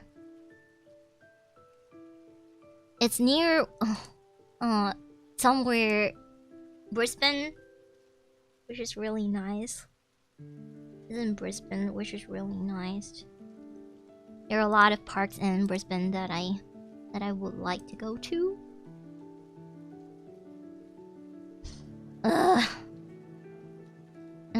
Okay, I'll see you guys tomorrow. I know Australia because of Koala. You're so typical. Oh my god, so typical. But go to Australia and go out to Alice Springs. I'm not sure which part of Australia that I want to go to yet, but I'm definitely not going to Sydney. Sydney is too much. So... And I'm supposed to go to Melbourne first. And then after that I can think about elsewhere. Thank you so much for coming to my stream. Today we talked about a lot of things. Tomorrow... We're probably not gonna talk a lot tomorrow because I'm having a collab tomorrow. It is typically not very cool of me to talk to chat a lot during collabs, so... Tomorrow is just a viewing basis. No talking basis.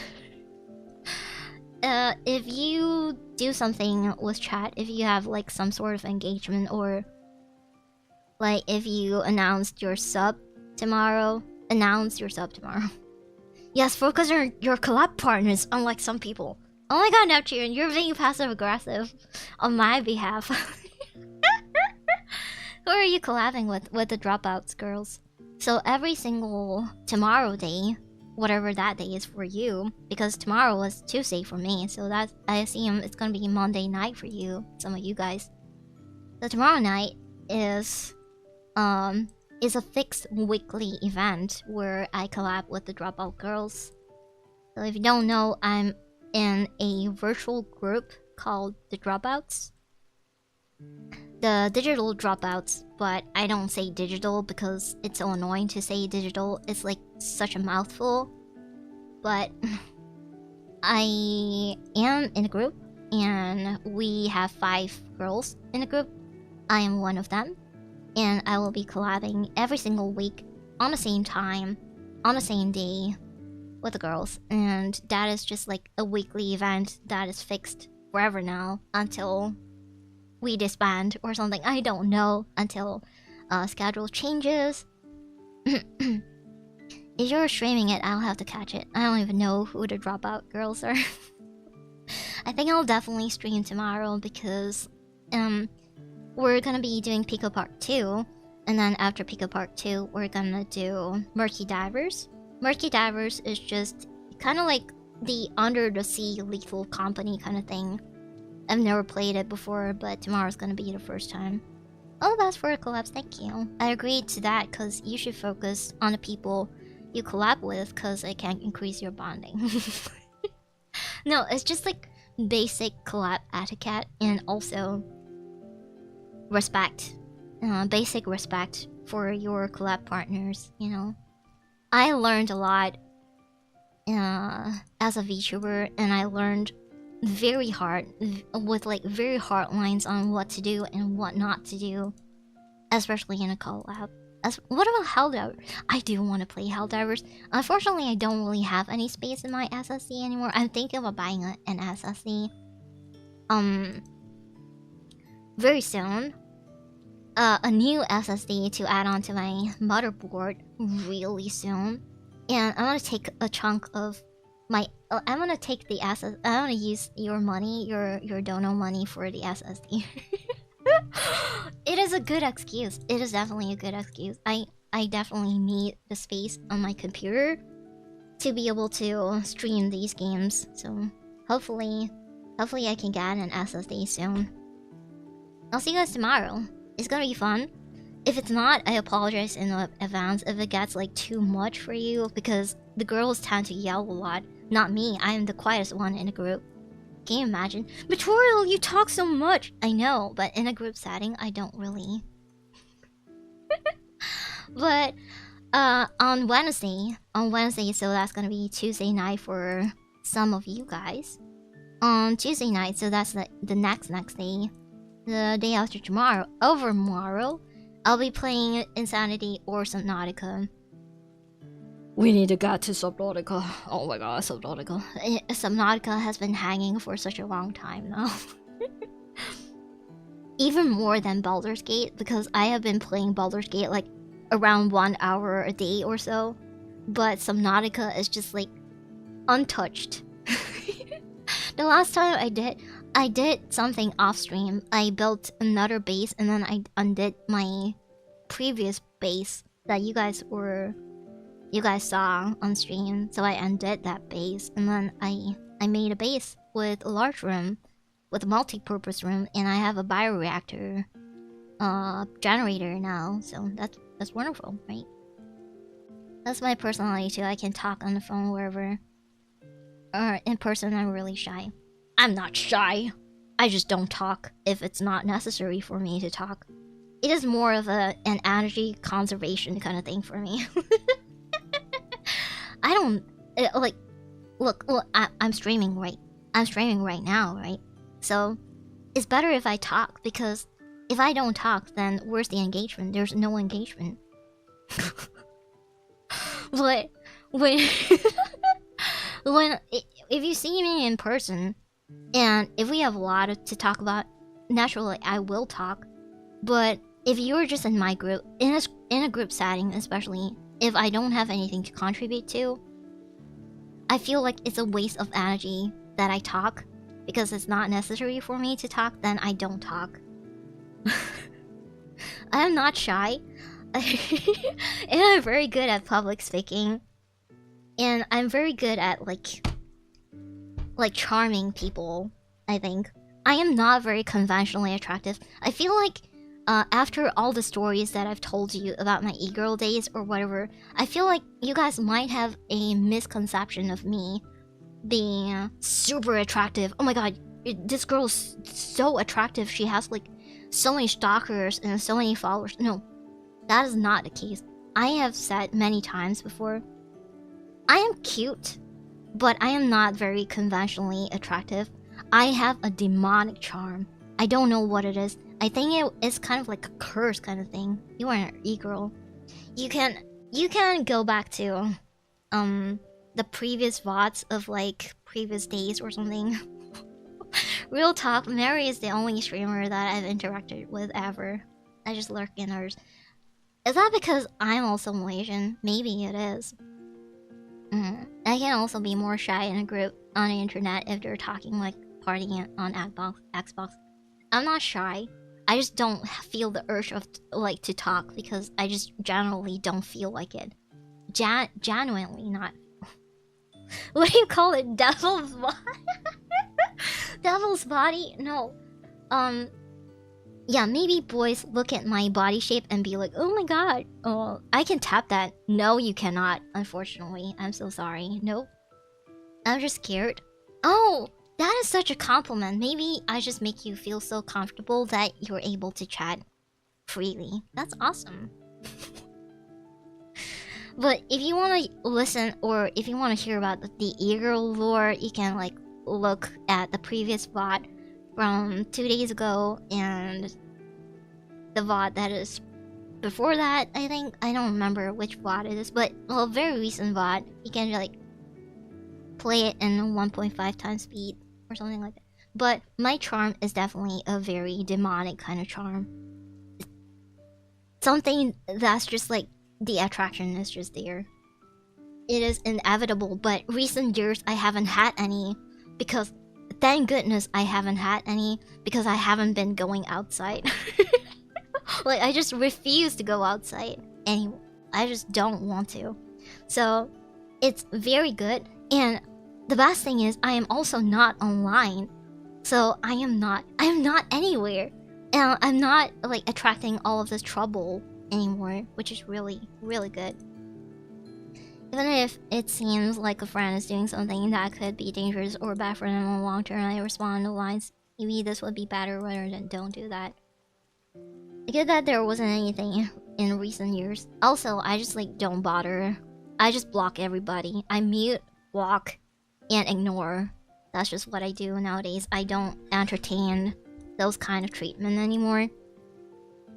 If I didn't play a game called Arma, I'm also scared talking to strangers. English, since it's not my first language. I understand. English is not my first language either. But practice makes improvement. So practice makes progress. I'll see you guys next time. I'll see you guys. Oh, Yanni is also Malay? Awesome. Thunder is also Malay, right? Okay, I'll see you guys. Enough. I'll see you guys tomorrow. See you guys tomorrow. See you guys tomorrow. Tomorrow. Malay accent the other day, on the concert day, I asked my housemate because my fanboy housemate is Malay. So he's like, oh, let me help you with this. He's the person that I asked, like I wanted to ask that he wasn't around at home. And I was like, oh, I really wanted you like to record how you speak Malay, like how you speak English with the Malayu accent, so I can like show my viewers. Yeah, he's a fanboy. Yeah. I'm late. See you tomorrow. I'll see you tomorrow. Goodbye. Stay safe. Eat healthy. Take a shower. Brush your teeth. Good night. Sweet dreams. Bye bye.